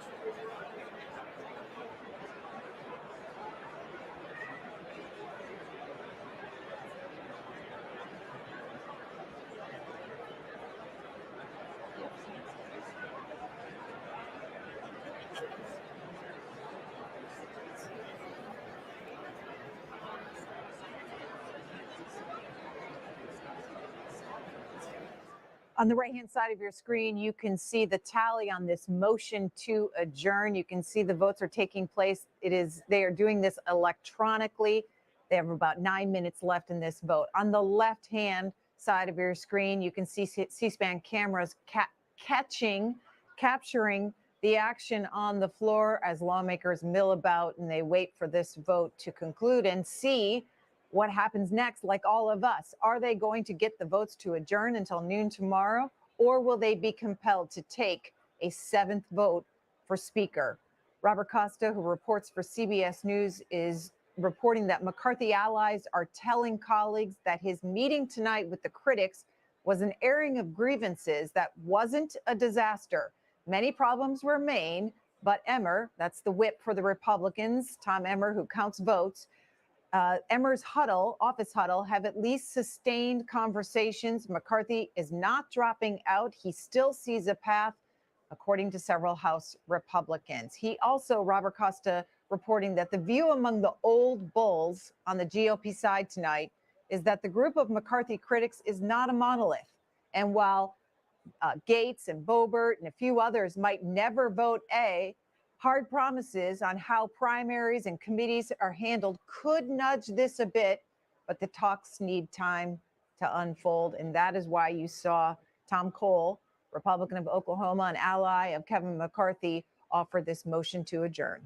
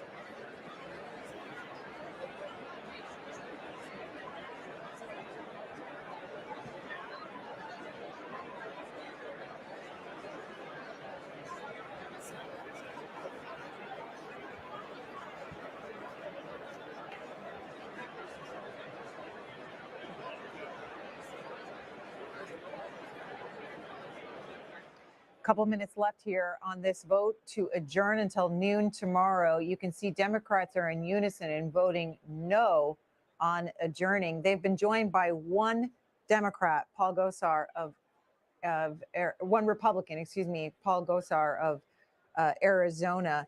We've also learned that Catherine Clark, the Democratic whip, has advised members that they should stick around on the House floor for the possibility of a seventh vote. If this motion to adjourn is not approved, the House will move to a seventh vote for Speaker of the House.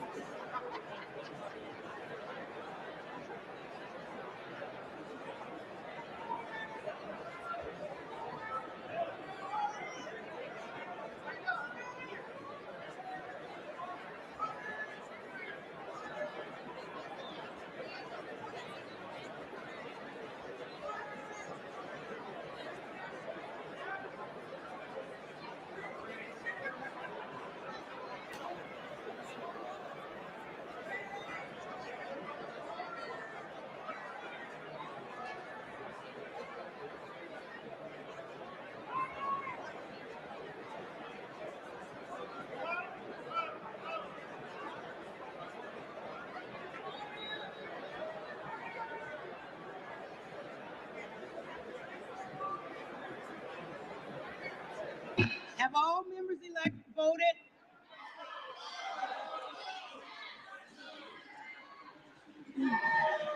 Does any member-elect wish to change his vote? All right, Susan, so step over for a second.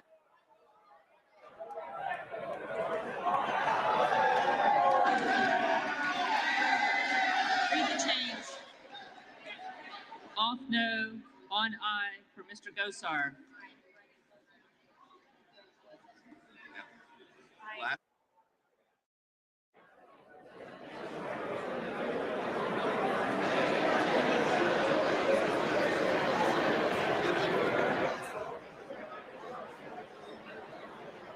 On this vote, the yeas are 213.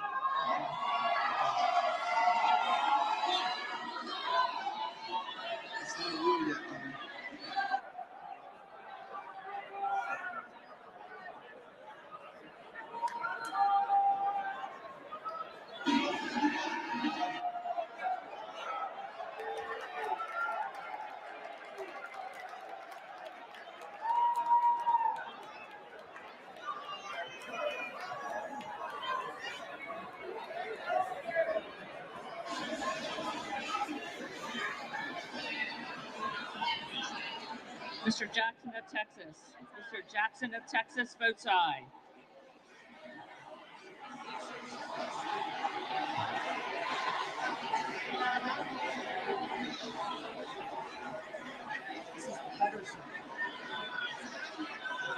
Mrs. Pedersen. Mrs. Pedersen votes no.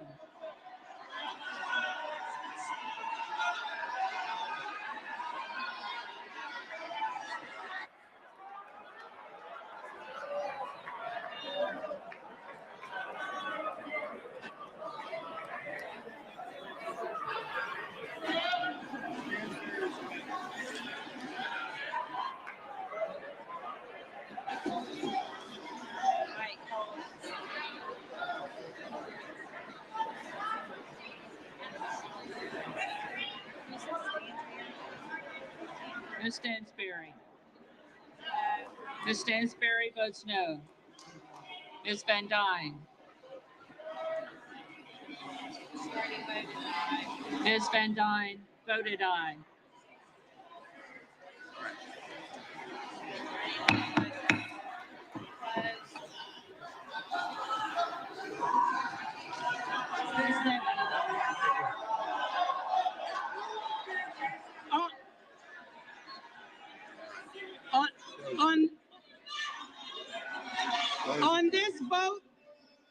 On this vote, the yeas are 200. On this vote, the yeas are 216. The nays are 214. Accordingly,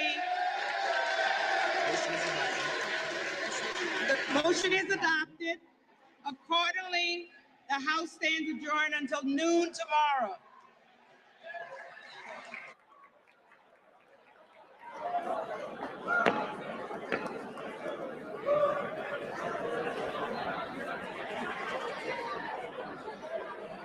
The gavel has come down, and you can see the motion to adjourn was approved.